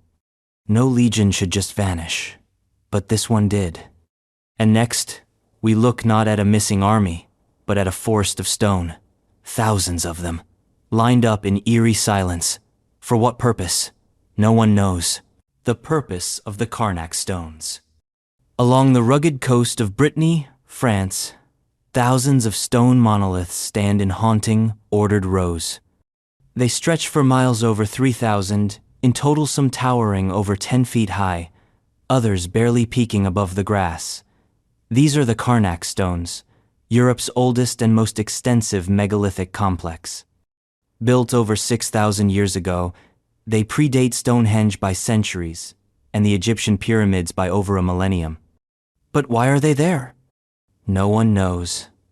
Laid out in long, neat lines, some extending for over a kilometer, the stones seem too deliberate, too precise, to be mere tomb markers or boundary stones. Some believe they were astronomical tools, aligned with solstices or lunar cycles. Others think they tracked celestial events with a precision lost to modern eyes. But that only deepens the mystery. Who were the people who built them? What kind of society could mobilize the manpower and engineering skill to shape and place such massive stones without wheels, cranes, or iron tools? And then there's the odd variation. Some stones are solitary menhirs, standing like lone sentinels. Others form circles or dolmen stone table-like tombs, while others align in parallel rows that resemble a parade frozen in time. One theory says they map constellations on Earth, an ancient act of sky worship made permanent in granite. More esoteric theories abound. Some claim the stones are frozen sound waves, that their alignment corresponds to frequencies, that Karnak was less a calendar, more a sacred machine. And there's the local folklore. Legends tell of Roman soldiers turned to stone by a saint, punished for their sins. Others whisper the stones march at night, always returning to their lines by dawn. In the end, the purpose of the Karnak stones remains out of reach. They are mute sentinels, arranged with intention but bereft of explanation, like letters from a language no one can read. And now, from ancient rock to a sacred relic shrouded in legend, we chase a cup said to hold divine blood and perhaps eternal life, the whereabouts of the Holy Grail. It's the most sought-after drinking vessel in human history. Not gold, not jeweled, just sacred. The Holy Grail. Supposedly the cup used by Jesus at the Last Supper. Possibly the same one that caught his blood during the crucifixion. Or maybe not a cup at all, but a metaphor, a relic, a bloodline. Whatever it is, people have died for it, killed for it, crossed continents, launched wars, written epics. But where is it? Some say it lies hidden beneath Rosslyn Chapel in Scotland, encased in stone and secrecy. Others claim it was taken to Glastonbury by Joseph of Arimathea, buried under the Tor, where it caused a spring to bubble up now, called the Chalice Well. Spain has its contender too. The Valencia chalice, kept in the cathedral there, has been carbon dated to the right time and place. Popes have used it, Pilgrims visit it. But is it the Grail? Or just a grail? And then there's the idea that the Grail was never a physical object at all, that it's a symbol of divine union, of secret knowledge, of human transformation, that the medieval quest stories weren't maps, but metaphors, that King Arthur's knights were chasing not a relic, but enlightenment. Of course, that hasn't stopped real-world treasure hunters. The Nazis, particularly Heinrich Himmler, were obsessed with the Grail. He believed it held mystical power and dispatched SS teams to search Europe for it. It inspired Indiana Jones movies. It inspired Dan Brown. It inspired entire shelves of pseudo-historical nonsense. But no proof, no photos, just stories layered, reimagined, remixed with each century. The beauty of the Grail mystery is its shape-shifting nature. It's the object that becomes whatever the seeker needs: salvation, power, truth, and that's why it still captivates. Because the search for the Grail is the search for meaning. And while the Grail's whereabouts remain unknown, its legend is very much alive. It beckons, still. Next, we dive into the blurred lines between prediction and poetry, where a 16th century seer wrote verses that seem to reach across time and, some say, still whisper the future. The true identity of Nostradamus. Michel de Nostradame, known to the world as Nostradamus, was a French apothecary who dabbled in astrology, alchemy, and allegedly prophecy. In 1555, he published Les Prophéides, a book of cryptic, poetic quatrains that would ensure his name echoed through the ages. Some say he foresaw the rise of Hitler, the Great Fire of London, 9/11s, and even the invention of the atomic bomb. Others say he was a clever wordsmith whose ambiguous lines mean whatever you want them to mean. So, who was he really? Nostradamus lived in turbulent times. Europe was ravaged by plague, war, and religious upheaval. People craved certainty. He gave them riddles. His quatrains were packed with symbolism, anagrams, and astrological references. Rarely did he name specific dates or people.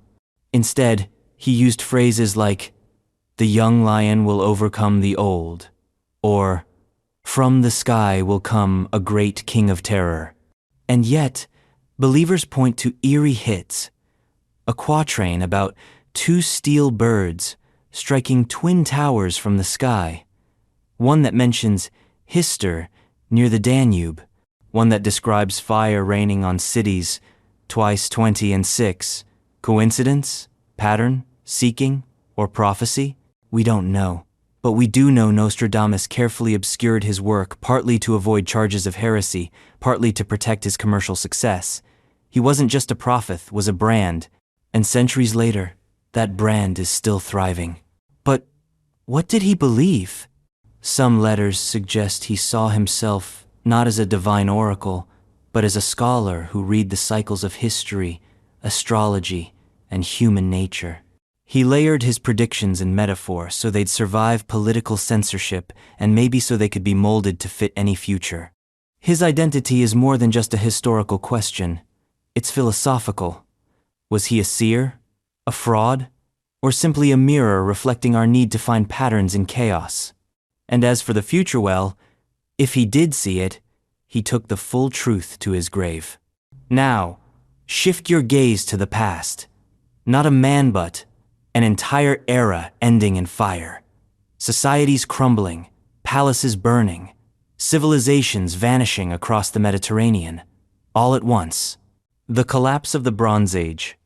Around 1200 BCE, the civilized world suffered what could only be described as a systemic crash.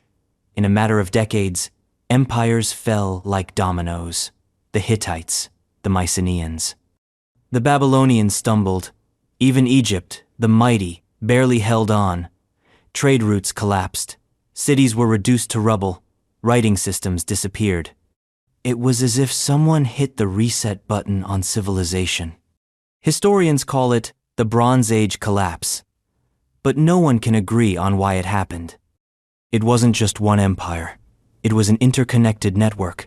Trade flowed from Cyprus to Mesopotamia, from Anatolia to Egypt. Tin and copper made bronze. Bronze made weapons. Weapons built armies. Armies built empires. And then, ash. One theory blames climate change. Tree ring data suggests drought swept across the region, killing crops and sparking famine. Hungry people become desperate people, and desperate people march. Another theory points to earthquakes. The eastern Mediterranean sits on a seismically active zone. If multiple quakes struck in succession, cities could have been toppled like a cruel cosmic joke. Then there's the sea peoples. We don't know who they were. We don't even know where they came from. But they show up in Egyptian records, like a swarm of locusts. They burned cities, toppled kingdoms, and vanished into mystery. Pharaoh Ramesses III fought them off, but barely. He called it a war for Egypt's survival. And he won. Kind of. Egypt was never quite the same. It might have been all of the above. Climate, war, migration, disease, rebellion all hitting at once, like dominoes tipping in perfect rhythm.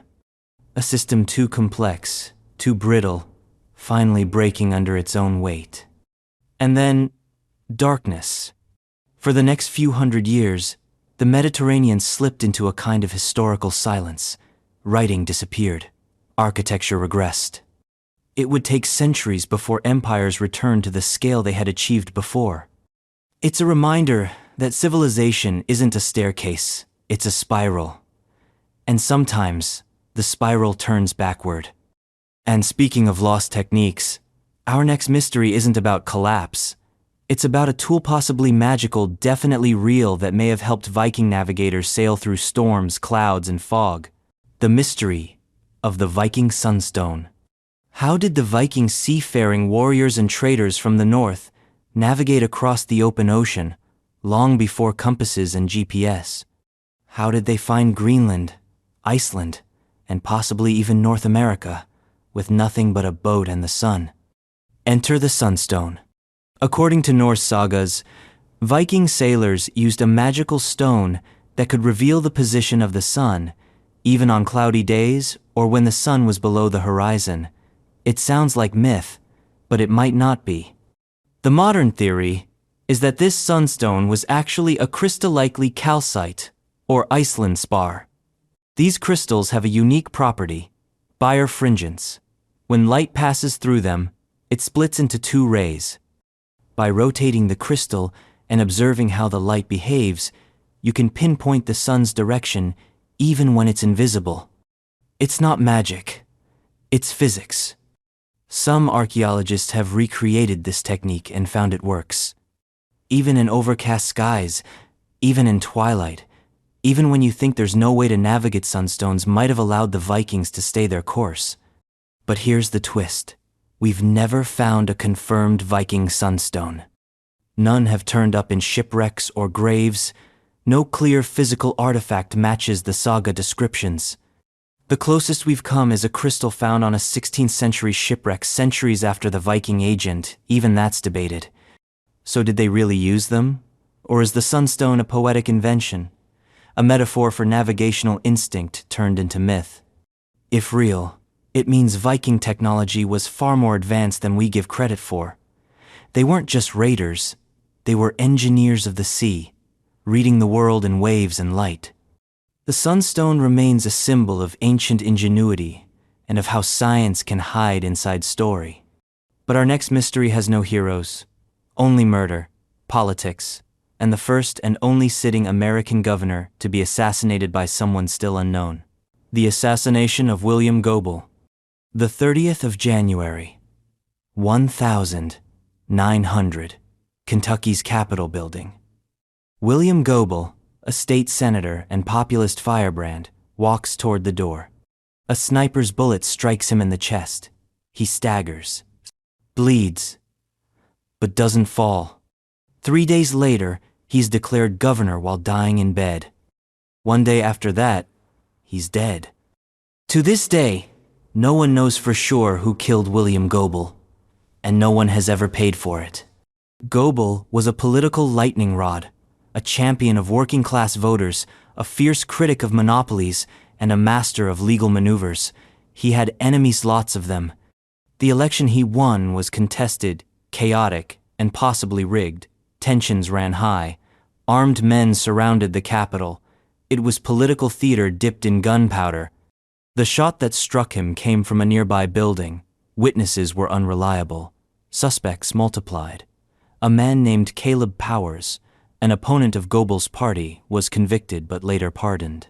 Another, James Howard, was also convicted, but his guilt was never conclusively proven.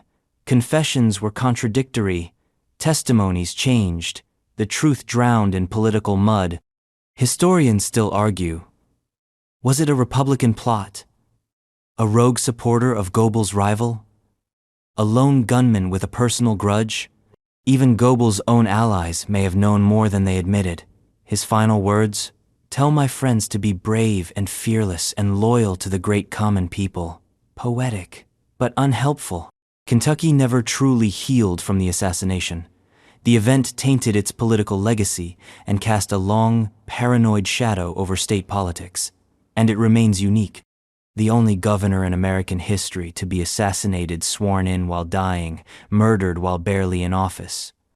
A man who fought power and may have been silenced by it.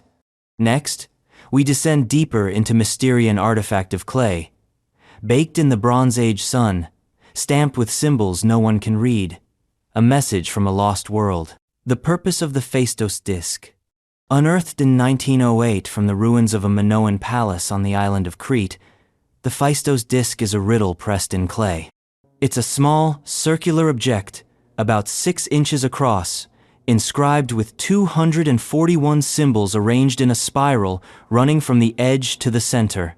The symbols are beautiful, stylized, repeated in patterns. They look like something that means something. But to this day, no one knows what. The disc is unique. Nothing else quite like it has ever been found. That's what makes it maddening. No second example, no partial match, no bilingual inscriptions to help us decode it. It's a monolith of mystery, a Rosetta Stone with no other side. The symbols are stamped, not Carveda printing process, long before the printing press. That's right. Someone 3,600 years ago was experimenting with movable type. If that doesn't jolt your timeline, you're not paying attention. So, what was it?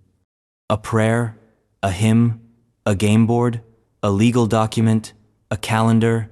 A coded message? Every theory has been proposed, none confirmed. Some symbols resemble real-world items: a helmet, a plumed head, a boat. But put them together, and they refuse to form a narrative.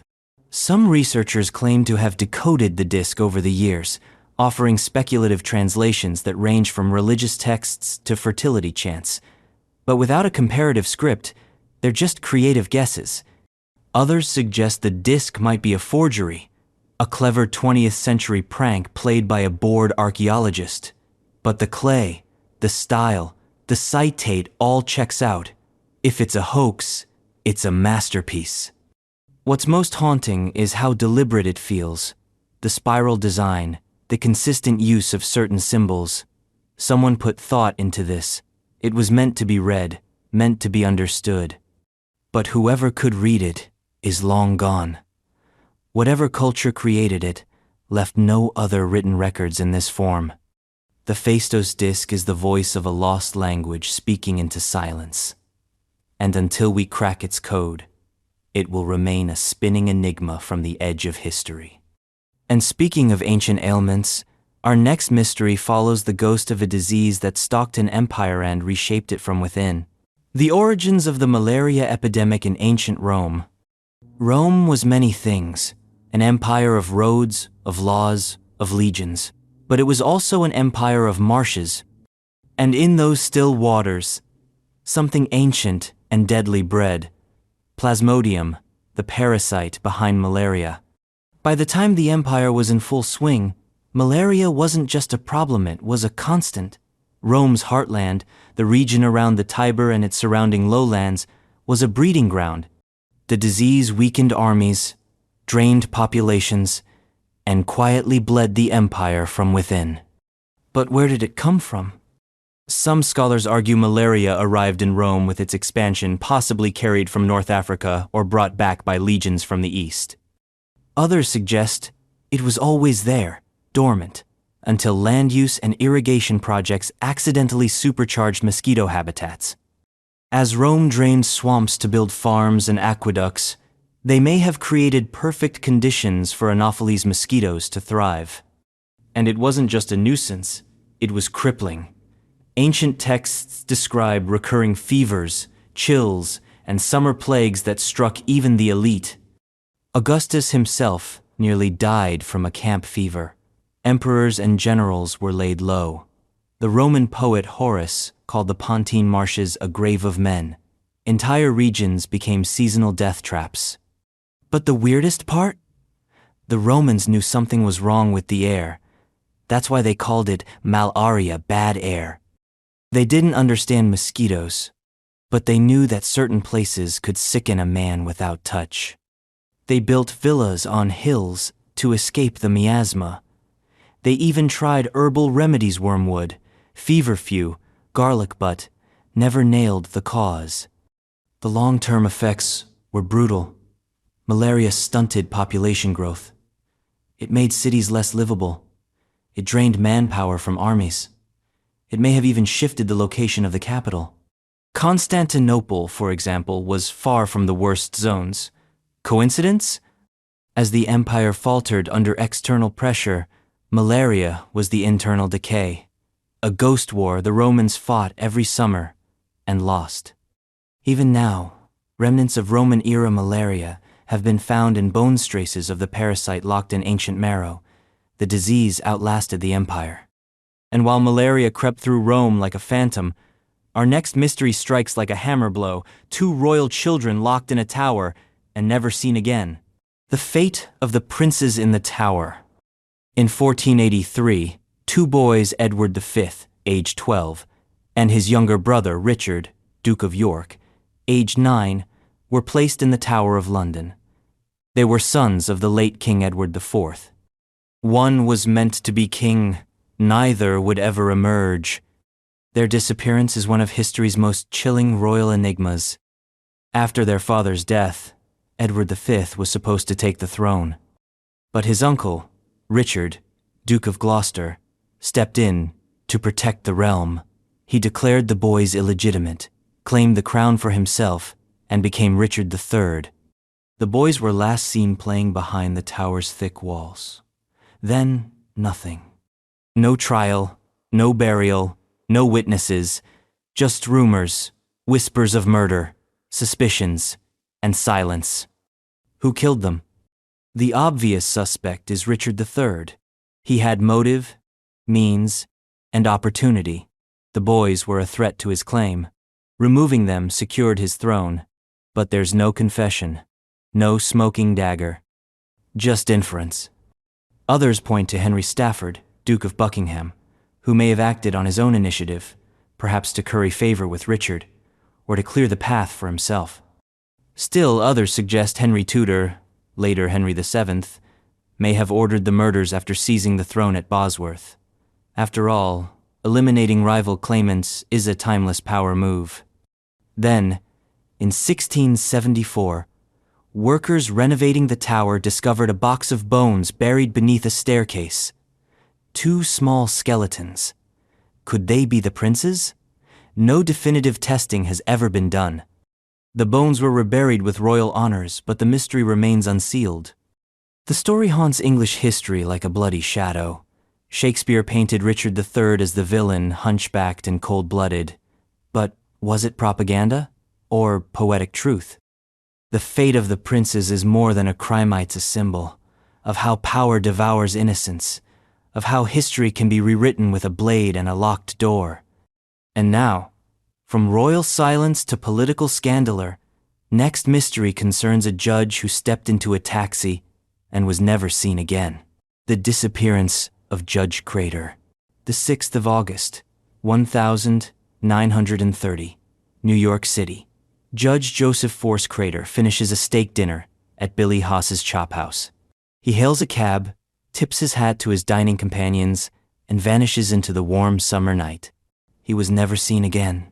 Crater wasn't just any judge, he was a rising star in the New York political machine. Appointed to the New York Supreme Court by Governor Franklin D. Roosevelt, he had connections, ambition, and skeletons stacked neatly in closets. The press dubbed him the missingest man in New York. The investigation launched a media firestorm. His wife hadn't seen him for days. His office had been cleared out earlier that week. And most suspiciously, Crater had withdrawn over $5,000 in cash, no small sum in 1930 just before he vanished. His safe deposit box had also been emptied. All signs pointed not to foul play, but to premeditation. Or so it seemed. One theory said Crater ran off with a mistress, seeking a new life. Another said he was murdered by Tammany Hall operatives, afraid he'd blow the whistle on corruption. A third claimed he was killed by organized crime buried beneath concrete in a city he helped govern. But no body, no note, no final sighting that held up. Crater became a myth almost overnight, his name a punchline for anything missing. Even decades later, old-timers would joke, "Judge Crater, call your office." Years passed. Leads fizzled. In the 1950s, a man claimed to have seen Crater alive in a Maryland boarding house. In the 1970s, an aging mobster claimed knowledge of a hit. In 2005, a dying woman left a note claiming Crater was buried in Coney Island beneath the boardwalk. Still, no confirmation. Judge Crater didn't just vanish, he evaporated. A man with everything: a career, a reputation, a future stepped into the night and became a shadow.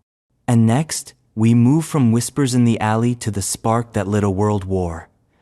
Was it just a lone bullet? Or were empires already cocking the hammer? The true motives behind the assassination of Archduke Franz Ferdinand. The 28th of June, 1914, Sarajevo. A motorcade glides through the city streets. In the back seat of one car, Archduke Franz Ferdinand, heir to the Austro-Hungarian throne, and his wife, Sophie. Thentwo gunshots, one war, 17 million dead. Everyone learns the surface story. A 19-year-old Bosnian Serb named Gavrilo Princip, fueled by nationalism and armed by the Black Hand, a shadowy Serbian secret society, fires the shots that trigger World War I. But that's the spark. What about the powder keg? The official narrative holds that Princip acted on behalf of a movement seeking to liberate Slavs from Austro-Hungarian control.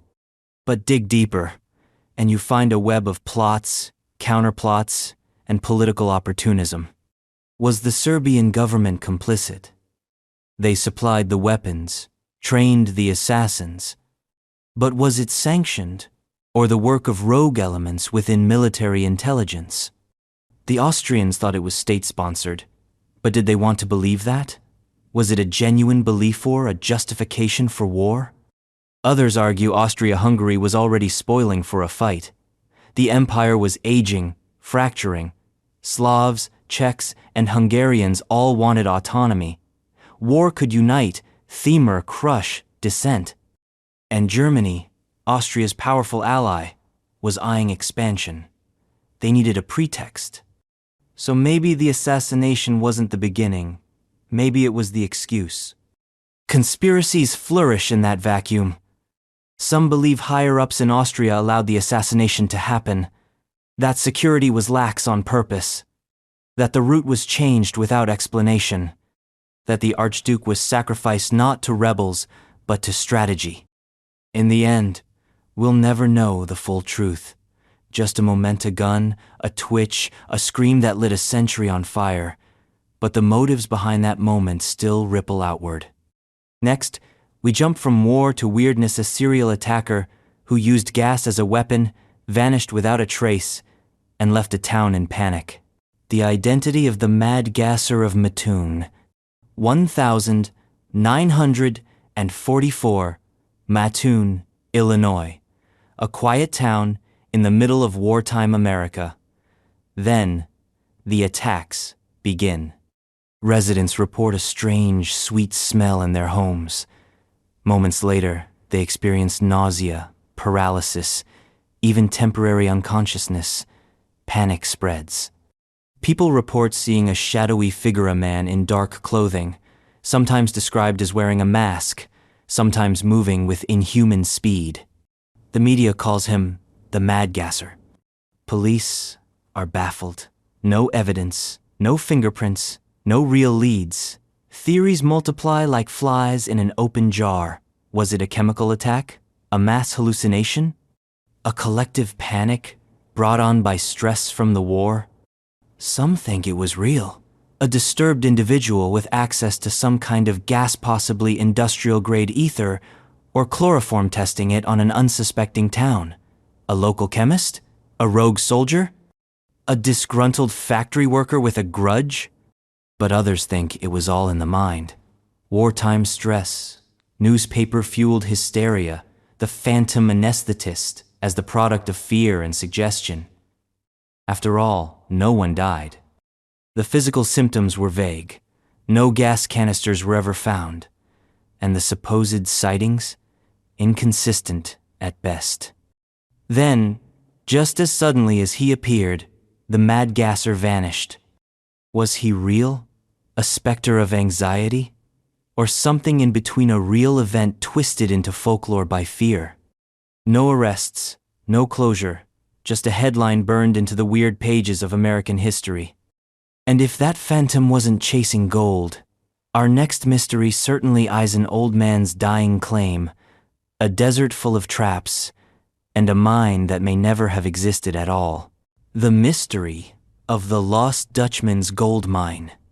Tucked deep in Arizona's forbidding Superstition Mountains is a legend older than dynamite and harder to kill than cactus root, the Lost Dutchman's gold mine. A supposed motherlode of unimaginable wealth, veins of gold hidden in a place so treacherous it eats men alive.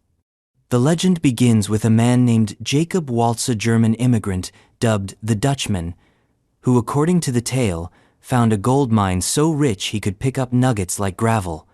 He kept the location secret, and on his deathbed in 1891, he whispered clues to a friend, Julia Thomas, who later tried and failed to find it. Since then, thousands have searched. Some have died, others have disappeared. The Superstition Mountains earned their name for a reason: steep cliffs, sudden storms, and rumors of curses, ghosts, and vengeful spirits protect this rugged expanse like mythic bouncers. The clues left behind are as cryptic as a desert mirage. Near a pointed peak, under the shadow of the weaver's needle, a tunnel sealed by stone. Some maps exist scribbled in old books or sold at auctions, but they lead nowhere, or worse, they lead to bones. Over the years, searchers have claimed to find abandoned shafts, strange rock formations, and even remains of murdered prospectors, but no confirmed mine. Some believe the entire story was a hoax, that Waltz had stolen gold, not mined it, and created the legend to mask its source. Others insist it was real, and the gold is still out there, waiting for someone both brave and lucky enough to crack the code. There's also the theory that the mine belonged originally to the Peralta family, a wealthy Mexican clan, supposedly massacred by Apaches in the 1840s. The area is said to contain Peralta stones, carved markers that hint at the location, but again no proof, just speculation, shadows, and sand. The Lost Dutchman's mine has become more than a mystery.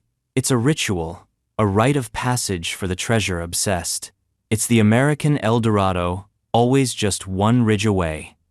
And from the Superstition Mountains, we journey to the sacred earthworks of ancient Ohio, where a serpent stretches over the landscape, silently asking, why? The purpose of the Great Serpent Mound. In the rolling hills of southern Ohio lies a question carved in earth, a 1,348-foot long G serpent undulating across the land, coiled in prehistoric stillness. This is the Great Serpent Mound, one of the most extraordinary effigy mounds in North America and one of the most mysterious. The serpent's body winds in 7 distinct curves, its mouth open wide, seemingly about to swallow an egg, perhaps give birth to it. The design is deliberate, poetic, ancient. But no one knows exactly who built it, or why. Some archaeologists attribute the mound to the Adena culture, who lived in the region around 1000 BCE. Others argue it was the Fort Ancient culture, active centuries later. Radiocarbon dating provides conflicting results, and the debate rages on. Then there's the astronomical theory. Some believe the curves align with the solstices and lunar phases, that the mound served as a giant calendar or ceremonial site, marking the rhythms of the sky. Still, others say it reflects a cosmic serpent from Native American mythology, an earthbound expression of the heavens. There's no burial beneath it, no tomb. It's not a grave, but a message. One carved into the land with intention so profound, it still resonates millennia later. But what does it say? Maybe it's about rebirth. The egg in the mouth, the sinuous motion it suggests cycles, transitions, metamorphosis. Or maybe it was a warning, a protector. A boundary marker carved by a culture whose beliefs are now ghost fragments in the soil. Modern tribes still revere the mound. For some, it remains a sacred place, pulsing with ancestral energy. A reminder that not all mysteries are meant to be solved, some are meant to be honored. And from the sacred soil of Ohio, we plunge into Caribbean waters, where an American battleship exploded, sparking a warand, leaving behind a cloud of questions. The fate of the crew of the USS Maine, the 15th of February, 1898, Havana Harbor. The USS Maine, a U.S. Navy battleship stationed to protect American interests in Cuba, explodes with catastrophic force. Over 260 sailors die in a matter of seconds. The wreck sinks into the harbor's shallow waters, twisted and smoking. And almost instantly, blame ignites. "Remember the Maine, to hell with Spain," becomes the rallying cry. Newspapers, especially those run by Hearst and Pulitzer, stoke the flames with sensational headlines. Within weeks, the Spanish-American War begins. But here's the thing, no one really knows what caused the explosion. The U.S. Navy's original investigation concluded that a mine had detonated beneath the ship, but they offered no proof. Spain denied involvement. Another inquiry decades later, after the wreck was raised and re-examined, suggested it was an internal coal bunker fire that ignited nearby ammunition, an accident, not an act of war. Which version is true? Some historians believe the explosion was indeed accidental, a tragic case of faulty design and flammable materials. But by the time cooler heads analyzed the data, the war was already won, and America had seized new territories. Others aren't so sure. What if the explosion was orchestrated? A false flag to justify war?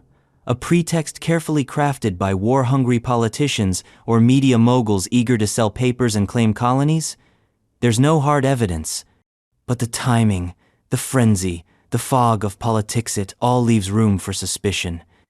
The men who died aboard the Maine were buried with honors. The wreckage was scuttled at sea.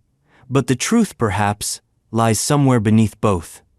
And next, we move from fire to the utterly bizarre pair of men in Brazil found dead, wearing lead masks, with a note that reads like instructions for contacting another world.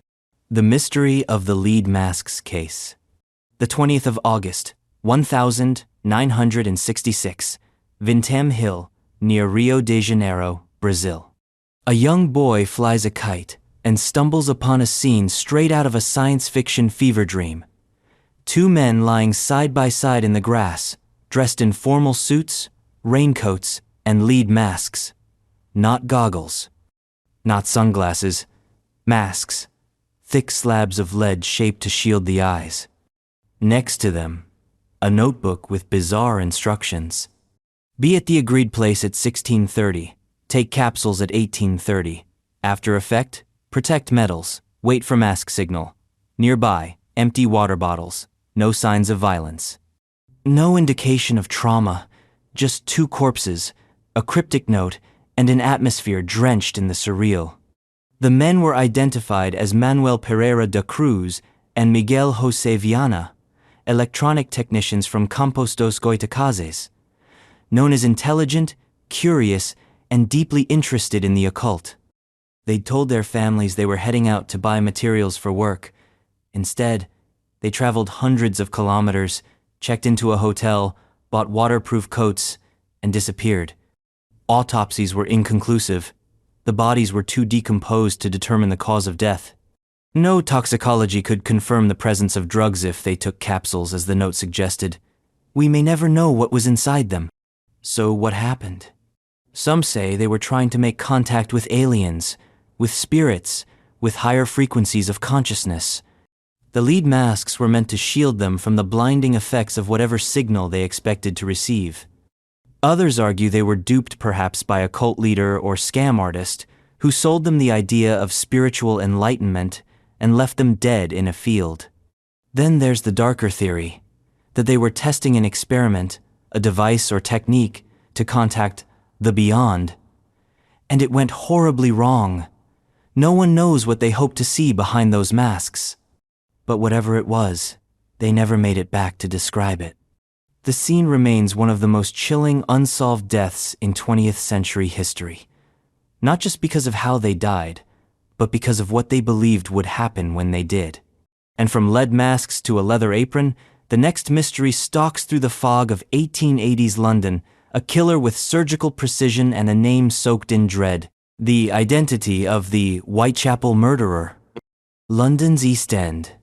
A city already choking on smog, poverty, and disease now bleeds under moonlight.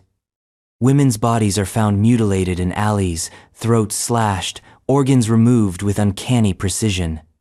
The killer leaves no witnesses, no fingerprints, only horror. He is dubbed Jack the Ripper. But his real name? Never known. The Ripper murdered at least 5 women: Mary Ann Nichols, Annie Chapman, Elizabeth Stride, Catherine Eddowes, and Mary Jane Kelly in the span of just 3 months. All were sex workers in Whitechapel, a maze of shadows where the poorest lived and died in silence. Their deaths, however, screamed across the newspapers. The police were overwhelmed. They interviewed thousands, detained hundreds, but charged no one. Letters began arriving, some clearly hoaxes, others more chilling. One, signed Jack the Ripper, described the murders with gruesome detail. Another came with a kidney, supposedly from a victim. Suspects multiplied. Montague John Druitt, a barrister who drowned himself in the Thames. Aaron Kosminski, a Polish immigrant with mental illness. Francis Tumblety, a quack doctor with a hatred of women. Even royalty Prince Albert Victor was whispered about in dark corners. And then the killings stopped. Just as suddenly as they began, they ended. The Ripper disappeared into legend, leaving the cobblestones red and the public obsessed. Over a century later, forensic tests have offered possible lynx DNA on a shawl, handwriting analysis, but nothing holds up to modern scrutiny. Was he a surgeon? A butcher? A lunatic? A cop? Every theory pulls in a different direction, but none of them bring him into the light. Jack the Ripper isn't just a killer. He's a symbol of the unknown, of the brutal underbelly of Victorian respectability, of a city that turned its back on its most vulnerable until they started turning up dead. And next, we head to a rock-lashed lighthouse off the coast of Scotland, where 3 keepers vanished into sea mist, leaving behind a meal half-eaten and a mystery half-solved. The disappearance of the Flannan Isles lighthouse keepers. December 1900. The relief vessel Hesperus arrives at the Flannan Isles lighthouse, perched on a lonely crag off the Scottish coast. The crew expects a warm greeting from the 3 lighthouse keepers stationed there. Instead, they find silence. The door is locked from the inside. A clock is stopped. A meal sits untouched on the table. 2 of the men's oilskins are missing, but 1 remains, as if the 3rd keeper had left in a hurry. There is no sign of struggle, no bodies, just the wind, the sea, and a complete absence of explanation. The men James Ducat, Thomas Marshall, and Donald MacArthur were seasoned, reliable, and deeply familiar with the dangers of their post. The island was remote, battered by violent weather, but they had protocols. Logs show everything was normal, until it wasn't. The last entry is eerie. Severe winds, the likes of which I have never seen before. But no storms were recorded in the area at that time. So what happened? One theory is a rogue wave. Perhaps 2 men went outside to secure equipment during bad weather. The 3rd, seeing them in danger, rushed out without his coat. A massive wave could have swept all 3 into the sea. Plausible but speculative. Another theory suggests madness, isolation, cabin fever. Maybe a fight broke out. Maybe someone snapped. But again, no blood, no signs of violence. Then there are the stranger ideas. That they were abducted by smugglers, spies, even otherworldly forces. That they entered another dimension or were claimed by something ancient that lives in the sea. It sounds absurd, but the silence of the sea-neat tidiness, the stillness is too perfect, too wrong. The Flannan Isles mystery became folklore. Poems were written, songs composed, generations of sailors passed down the warning. Some islands do not give back their dead. And with that, we sail from haunted cliffs to ancient scrolls. Not of law or poetry, but of myth and song, authored by a man who may not have existed, or may have been many men, the true identity of Homer. He's the ghostwriter of Western civilization. The manner, possibly the myth behind the Iliad and the Odyssey, 2 epics that shaped not just literature, but the very idea of heroism, fate, and the gods themselves. His name is Homer. But who was he? The ancient Greeks believed Homer was a blind bard from Ionia, a wandering poet who sang stories so well they were eventually written down. But beyond that, we have nothing. No birth records, no tomb, no contemporary accounts. Just legend layered upon legend. And then the questions begin. Was Homer even a real person? Some scholars argue that the epics attributed to him were the product of an oral tradition, centuries of stories told by countless voices, shaped and reshaped around campfires and hearths, long before anyone put pen to papyrus. In this theory, Homer isn't a man, but a symbol, a brand name for a cultural archive. Others propose that Homer was indeed real, but more of an editor than an author. He didn't invent Achilles or Odysseus, curated them, weaving together tribal tales into a unified narrative, like a musical producer who doesn't write the songs, but arranges the album. There's even the multiple Homers theory, that the Iliad and the Odyssey were written by entirely different people, separated by generations. The styles are different. The themes diverge. The Homeric question, as it's called, has fueled centuries of academic sword fights. And then there's the wild card. Maybe Homer was a woman, a forgotten priestess, a daughter of a noble house. The theory is speculative, but not impossible. In an age where women were often erased from history, who better to hide behind the veil of an invisible author? Regardless of who Homer was or wasn't, this influence is undeniable. Without Homer, there's no Virgil, no Dante, no Shakespeare. His fingerprints are on every epic journey, every reluctant hero, every war story with gods pulling strings in the background. But the man remains a blank page, an outline filled in by imagination. Next, we peer into the sands of Egypt, where an ancient king was disturbed and his tomb may have taken revenge. The origins of the curse of Tutankhamun. November 1000, 922. The Valley of the Kings. British archaeologist Howard Carter peers into a chamber sealed for over 3,000 years and declares, "I see wonderful things." He had found the tomb of Tutankhamun the Boy King, nearly forgotten by history. Inside, gold, jewels, chariots, statues, and something else, something colder. Months later, Lord Carnarvon, the expedition's patron, dies of an infected mosquito bite. Then a series of strange deaths follow. Financiers, archaeologists, even a visitor who only touched the tomb. The media pounces. A curse, they say. An ancient hex for those who dare to disturb the pharaoh. And thus, the curse of the pharaohs is born. But is it real? Skeptics say it's coincidence. After all, most of the people involved in the excavation lived long lives. Howard Carter himself died at 64, hardly cursed. Others point to mold and bacteria released from the sealed tomb natural, deadly spores inhaled by unsuspecting explorers. Less magic, more microbiology. But the myth had legs, and it sprinted. Newspapers around the world couldn't get enough. The idea of ancient vengeance was irresistible. Hollywood ran with it. So did pulp novels, radio shows, and eventually, The Mummy and every remake that followed. The Egyptians had long believed in magic. Protective spells were inscribed into tomb walls.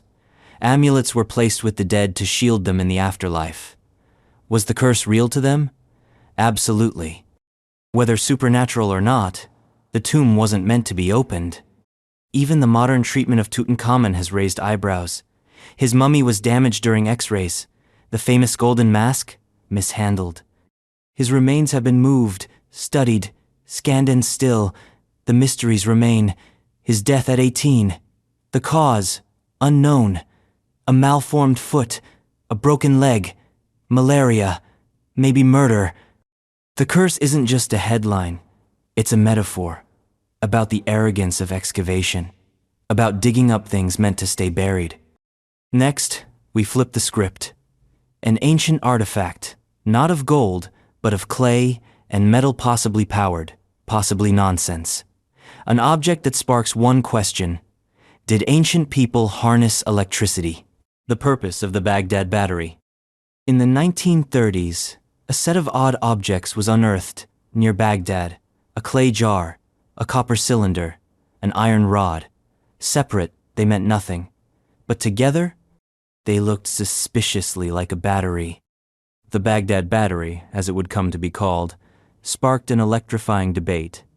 Did ancient civilizations know how to generate electricity? The jar was dated to roughly 200 BCE. It contained signs of acidic residue, perhaps vinegar or lemon juice, suggesting it could have functioned like a primitive galvanic cell. Connect the dots, and you have a device capable of producing a small electric charge. But for what purpose? The most popular theory, electroplating. That artisans used it to deposit a thin layer of metal onto another surface, perhaps to gild jewelry or religious artifacts. Intriguing. But there's no direct evidence of electroplating from that era. No gilded objects that scream, "We used electricity."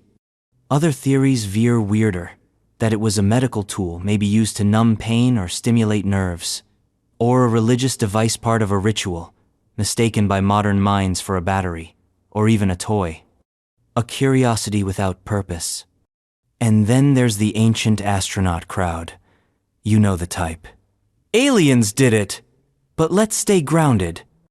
Most scholars now believe the Baghdad battery was probably just a storage vessel, perhaps for scrolls or sacred materials. The battery theory? A modern interpretation imposed on a misidentified object. Possible, but unproven. Still, the idea lingers. Because if the ancients did understand electricity even on a rudimentary level, it would force us to redraw entire chapters of technological history. Real or not, the Baghdad battery remains a spark in the archaeological imagination. A reminder that sometimes what we think we see is more revealing than what's actually there. And speaking of things lost to time, Our next mystery begins with a single word carved into wood Croatoan and ends in the eerie silence of an entire colony gone missing. The disappearance of the Roanoke colony's Croatoan word. 1587. Roanoke Island, off the coast of what is now North Carolina. Over 100 English settlers arrive, led by John White, to establish a new colony in the New World. Among them, White's daughter and granddaughter, Virginia Dare, the first English child born in America. White soon returns to England to gather supplies, promising to come back swiftly. But war with Spain delays him. 3 years pass. When he finally returns in 1590, the colony is gone. No people, no bodies, no signs of struggle, just gone. What he finds instead is a single word carved into a post, Croatoan. That's it, no explanation, no message. No cross White had instructed the colonists to carve a cross if they were forced to leave under duress. There was none. So began the mystery of the lost colony. Croatoan was the name of a nearby island, now Hatteras Island, and also the name of a friendly Native American tribe. So perhaps the settlers simply relocated? But White never searched the island. A storm, resources, and politics pulled him away, and he never got another chance. That single oversight sealed the mystery. Over the centuries, theories multiplied like moss on a forgotten grave. Some believe the colonists integrated with local tribes. Later, English settlers reported sightings of blue-eyed Native Americans. Others suggest the colony starved or was massacred. But where were the remains? The bones? The ruins? Then, there are the weirder explanations. That the settlers vanished into the forest, swallowed by a supernatural force. That they were abducted by aliens. That Croatoan was a ward against eviler, a final cryptic curse. Edgar Allan Poe is said to have muttered the word Croatoan before his death. It's a detail too perfect to be trusted, but it clings to the legend like ivy on old brick. To this day, no definitive evidence has emerged to explain what happened to the Roanoke settlers. No mass graves, no second colony. Just that word, carved deep and eerie, the last trace of a vanished people. And now, we move from colonial ghosts to jungle kings. From whispers in the woods to a civilization that built towers, temples, and legends then let them rot beneath the trees. The collapse of the Khmer Empire. At its peak in the 12th century, the Khmer Empire was one of the greatest civilizations on Earth. Its crown jewel, Angkor Wat, was the largest religious structure ever built, an architectural marvel, surrounded by massive reservoirs, canals, and an intricately engineered water system. The empire sprawled across what is now Cambodia, Thailand, Laos, and Vietnam. And then, it crumbled. By the 15th century, the once thriving capital of Angkor was largely abandoned. The jungle began its slow green conquest of stone. Temples fell, the mighty reservoirs dried.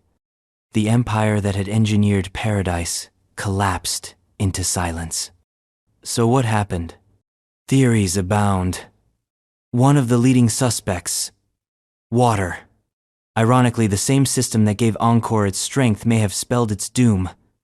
The complex hydraulic network relied on monsoon patterns. When those patterns shifted either through natural climate variation or environmental strength, empire couldn't adapt. Floods, droughts, famine, collapse. Another theory, war. In 1431, the Siamese invaded and sacked Angkor. But that might have been a symptom, not a cause of final push against an already weakened foe.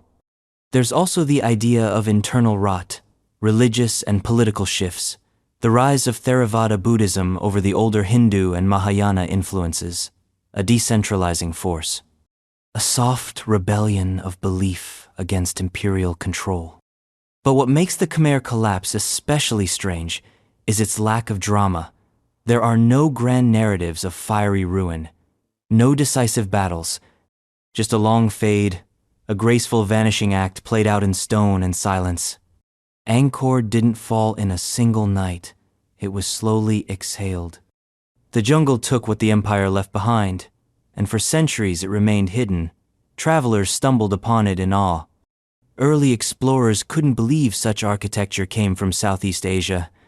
They assumed, wrongly, that it must have had foreign influence. But it was local, indigenous, and brilliant. The Khmer didn't just build temples. They built calendars in stone. The cosmos carved in relief. And when it was time to vanish, they did so with elegance. Now, we travel from tropical collapse to carved cryptic stone buried in a German forest, etched with symbols no one has explained, and pulsing with quiet dread. The mystery of the Hessian stone. Deep in the woods of Hesse, Germany, lies a stone. It's not especially large or ornate, but etched into its weathered face are symbols, numbers, and letters that no one has been able to decipher. It is known simply as the Hessian stone. No one knows who carved it. No one knows when. Some say it dates back to the 18th century, perhaps even earlier. Others think it was placed much later, a remnant of secret wartime communication. But the language or codate speaks is entirely unknown. The carvings appear deliberate, geometric. Some scholars see mathematical patterns. Others think they resemble ancient runes, or even early Slavic script. The symbols repeat, suggesting a message or formula, but, if so, it's one no cryptographer has cracked. Over the decades, amateur sleuths and professional linguists alike have tried. Substitution ciphers, numeric decryption, even complex algorithms have all been thrown at the stone. Nothing sticks. It remains locked. Local legends swirl. Some believe the stone is cursed, that those who get too close to decoding it suffer misfortune. Others think it was left by Freemasons, or a secret society with knowledge too dangerous for open transmission. There's even the whisper of extraterrestrial origin. Because of course there is. Whenever mystery meets math, the aliens show up to sign the guest book. But maybe the answer is simpler. Maybe it's the lost work of an eccentric genius, a one-man project left behind without explanation. Or maybe it's nonsensian, elaborate prank left in the woods, meant to drive curious minds mad with hope.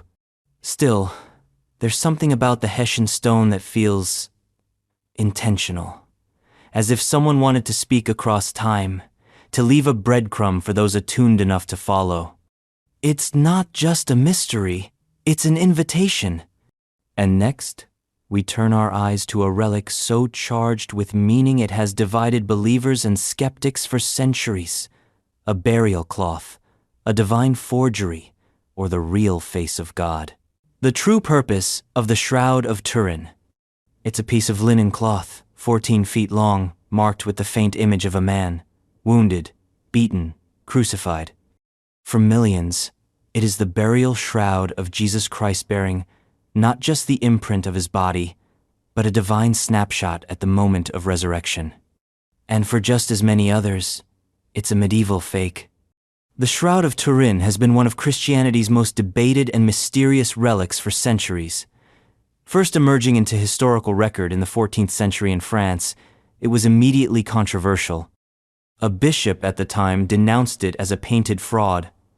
But even then, the image on the shroud defied explanation. It wasn't drawn, it wasn't brushed, it wasn't stitched. It was there, fused into the fabric by some unknown process. The figure on the cloth shows wounds consistent with crucifixion.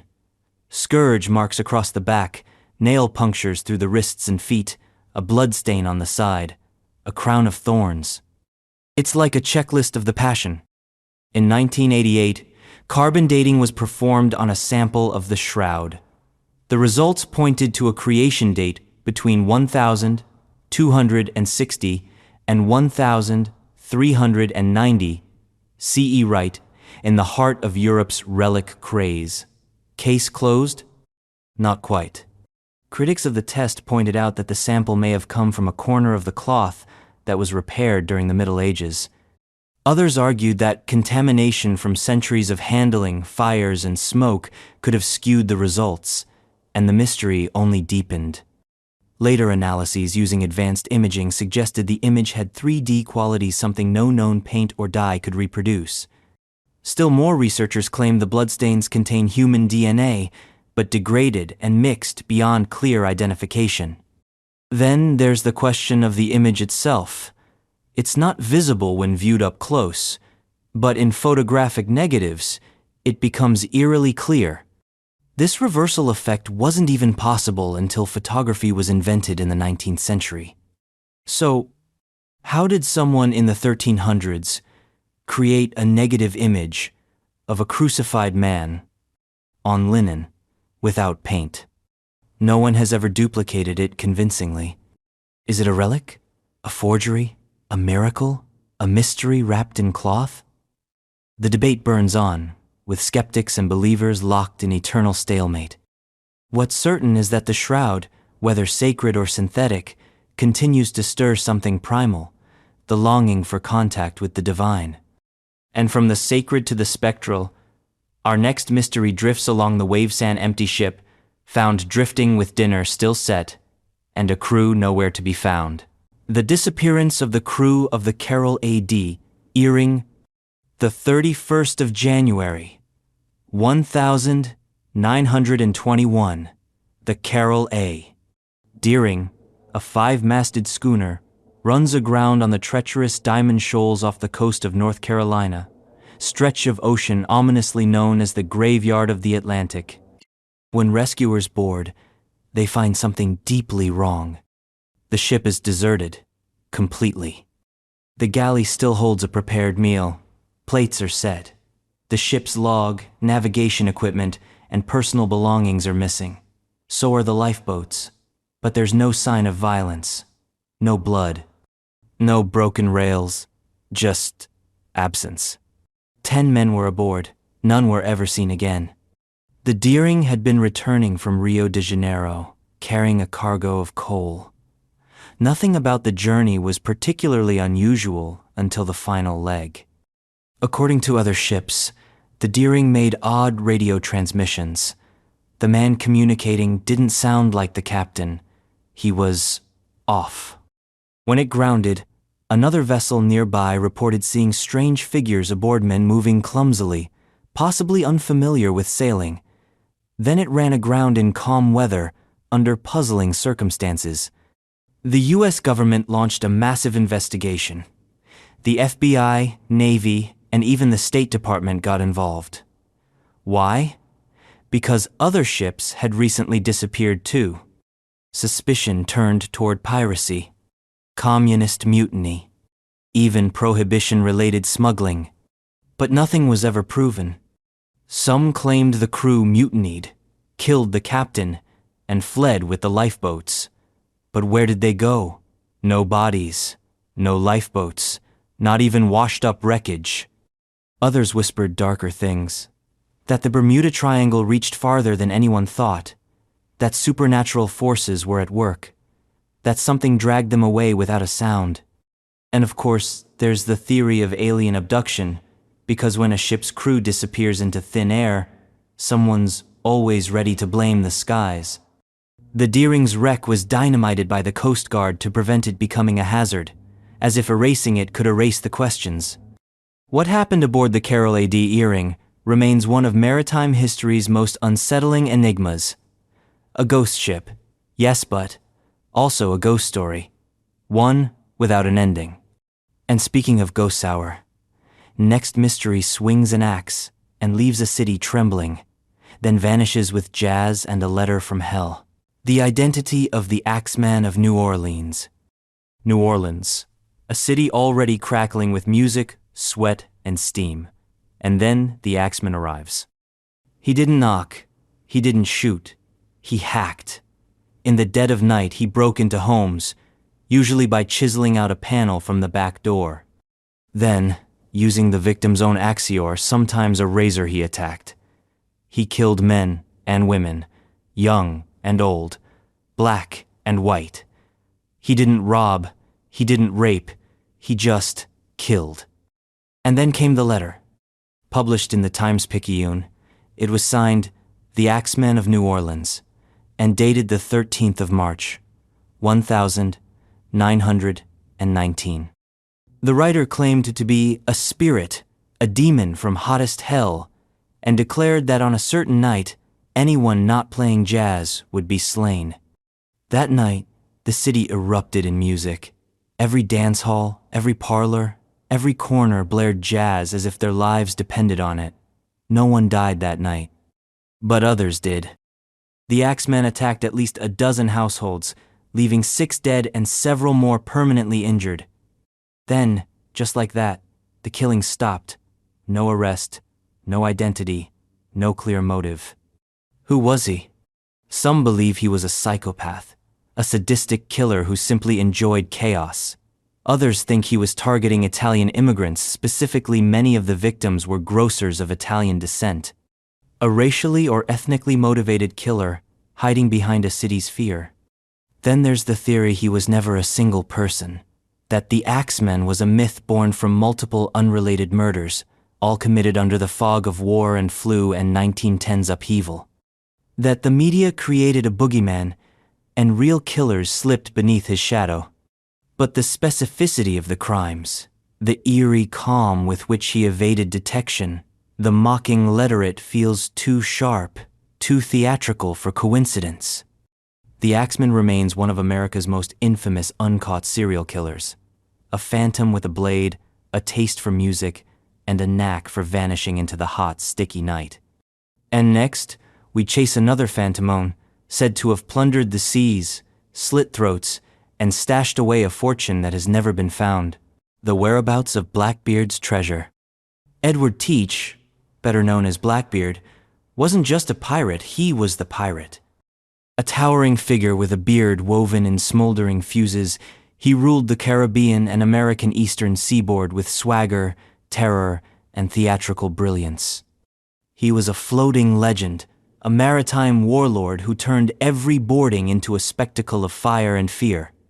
And then, in 1718, he died, shot, slashed, and stabbed in a bloody showdown off the coast of North Carolina.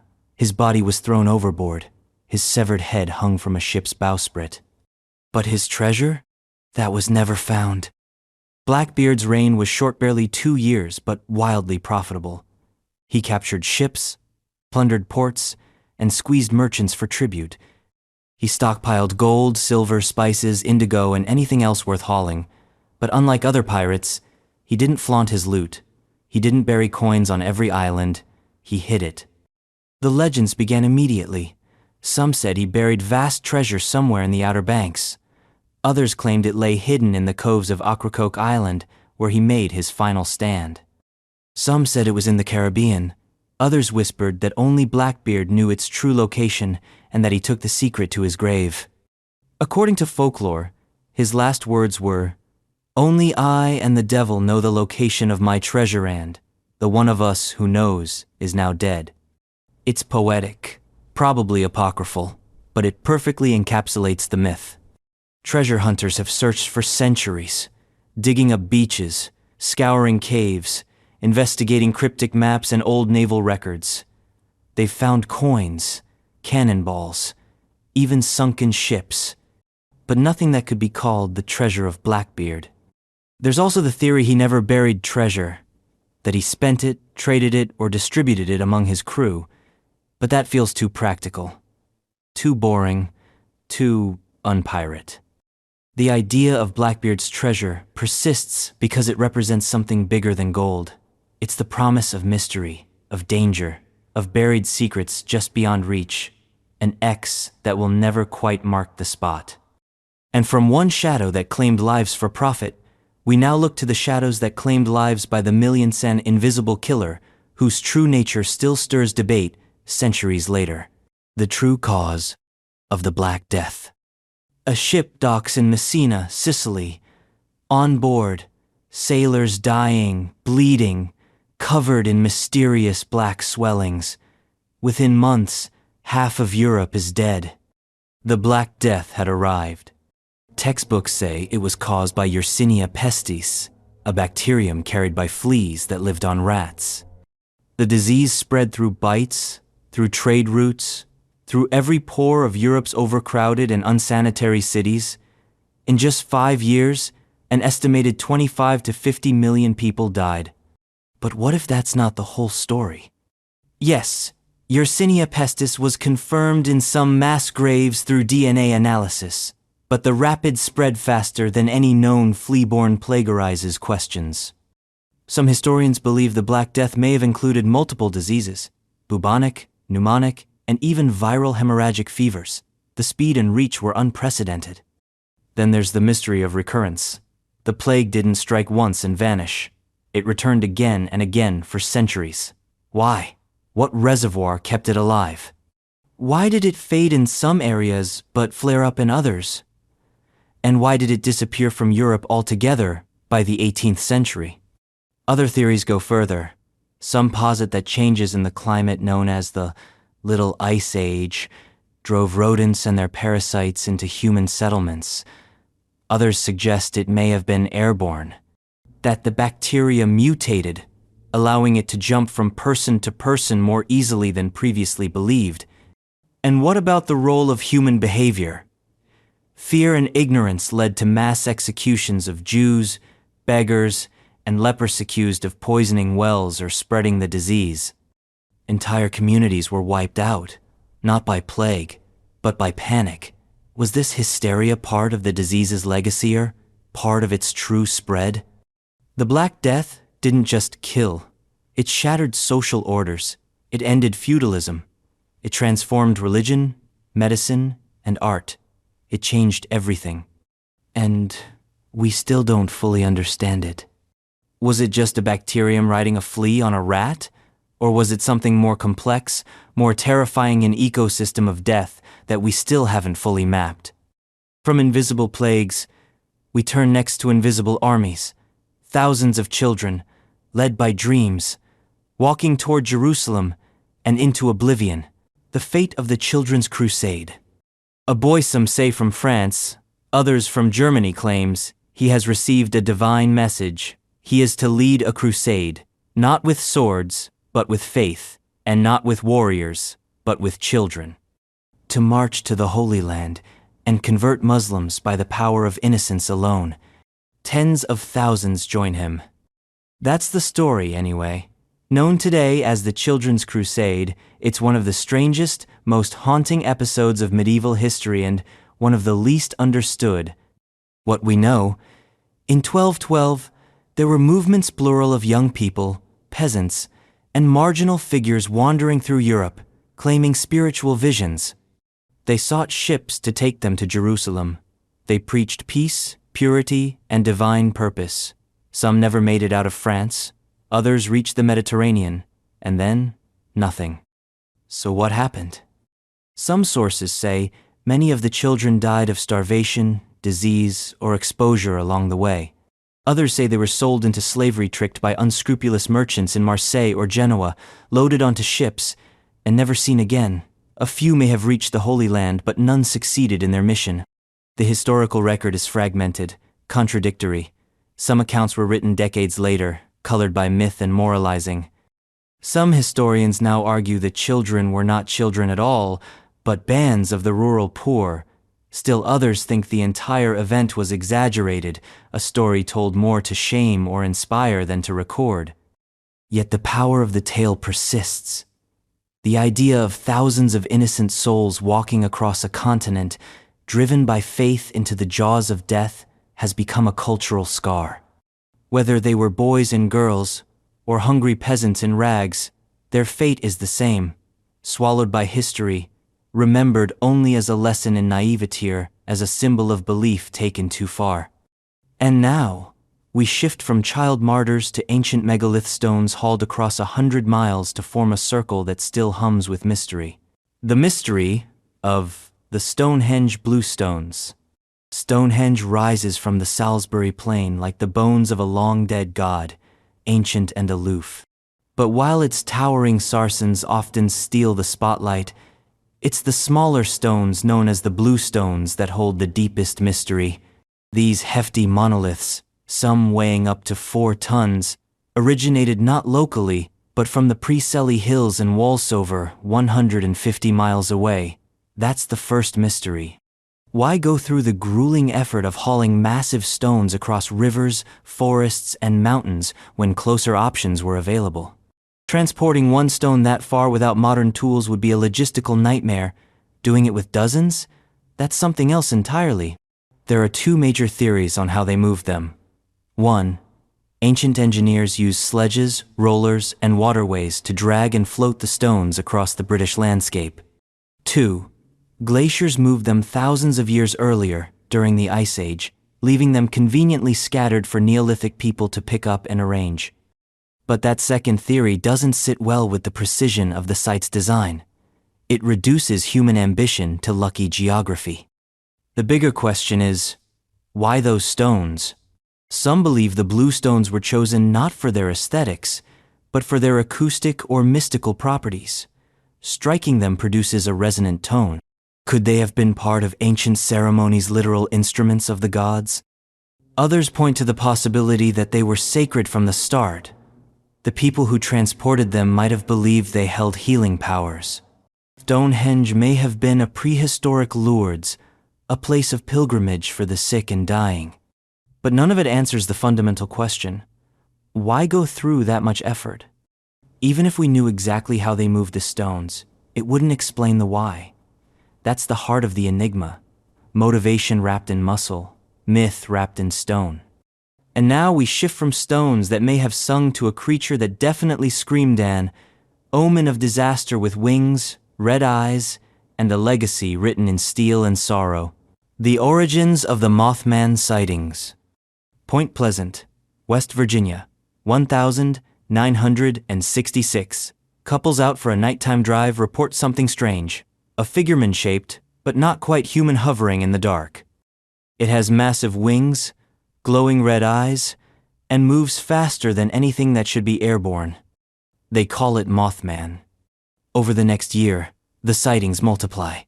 People claim to see the creature lurking near the old TNT plant, in the trees, on rooftops. Descriptions are eerily consistent. Leathery wings, no visible neck, eyes that seem to burn through the night, and always an overwhelming sense of dread. Then, on the 15th of December, 1967, the Silver Bridge collapses during rush hour. 46 people die. After that, Mothman vanishes. Coincidence? Or was it a warning? Some believe Mothman is an omen, a harbinger of disaster, who appears before tragedy strikes. Over the years, people have linked similar sightings to other calamities. Chernobyl, Fukushima, even 9/11s. The creature becomes not a monster, but a messenger. Others say it was mass hysteria. That stress and local legends, combined with genuine fear, to create a feedback loop of sightings and embellishments. The brain sees what it expects or dreads to see. But there are stranger theories too. That Mothman is a cryptid undiscovered species living in the remote wilds of Appalachia. Or that it's extraterrestrial, a scout, a monitor, a being from another dimension temporarily breaking through. Some even believe the creature was summoned intentionally or not by the energy of the nearby TNT plant, a relic of World War II munitions testing. The town itself has embraced the legend. There's a statue, a museum, an annual festival. But beneath the pageantry lingers the original chill. What if something was watching? What if it still is? And from red-eyed monsters to mysterious tracks, our final mystery takes us to sun-baked stone, where ancient wheels seem to have carved grooves into the island itself, grooves that have no beginning, no end, and no consensus. The true purpose of the Maltese cart ruts. On the rocky islands of Malta and Gozo, carved into the limestone like fossilized railroads, are hundreds of deep, parallel grooves. They crisscross the landscape, sometimes running straight, sometimes veering erratically, often leading straight into the sea or ending abruptly at cliffs. They're called cart ruts, but no one knows what kind of cart or what kind of purpose. Some of the ruts are up to 2 feet deep, worn into solid stone. That alone raises questions. What kind of wheel does that? What kind of traffic can erode bedrock? And why do they follow no consistent path?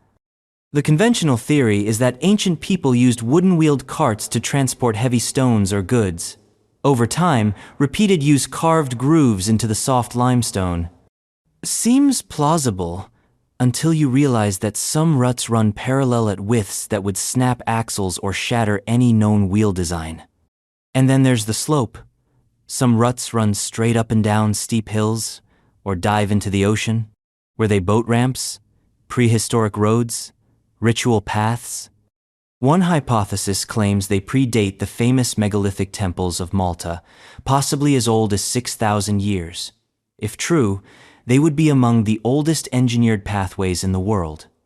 Others argue they're much more recent, made in the classical or medieval era.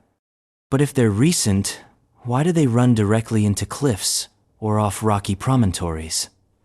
What kind of medieval shipping system sends its cargo carts straight off a drop? Fringe theorists have suggested ancient aliens, lost civilizations, or even Earth energy ley lines. Most scholars dismiss these, but the mystery remains unsolved because the evidence itself is contradictory. Too old to ignore, too strange to explain. The cart ruts of Malta are like scars on the planet, etched deep, ancient, and immune to easy answers. And so we end not with closure, but with open tracks like the best mysteries, leading somewhere we still can't see.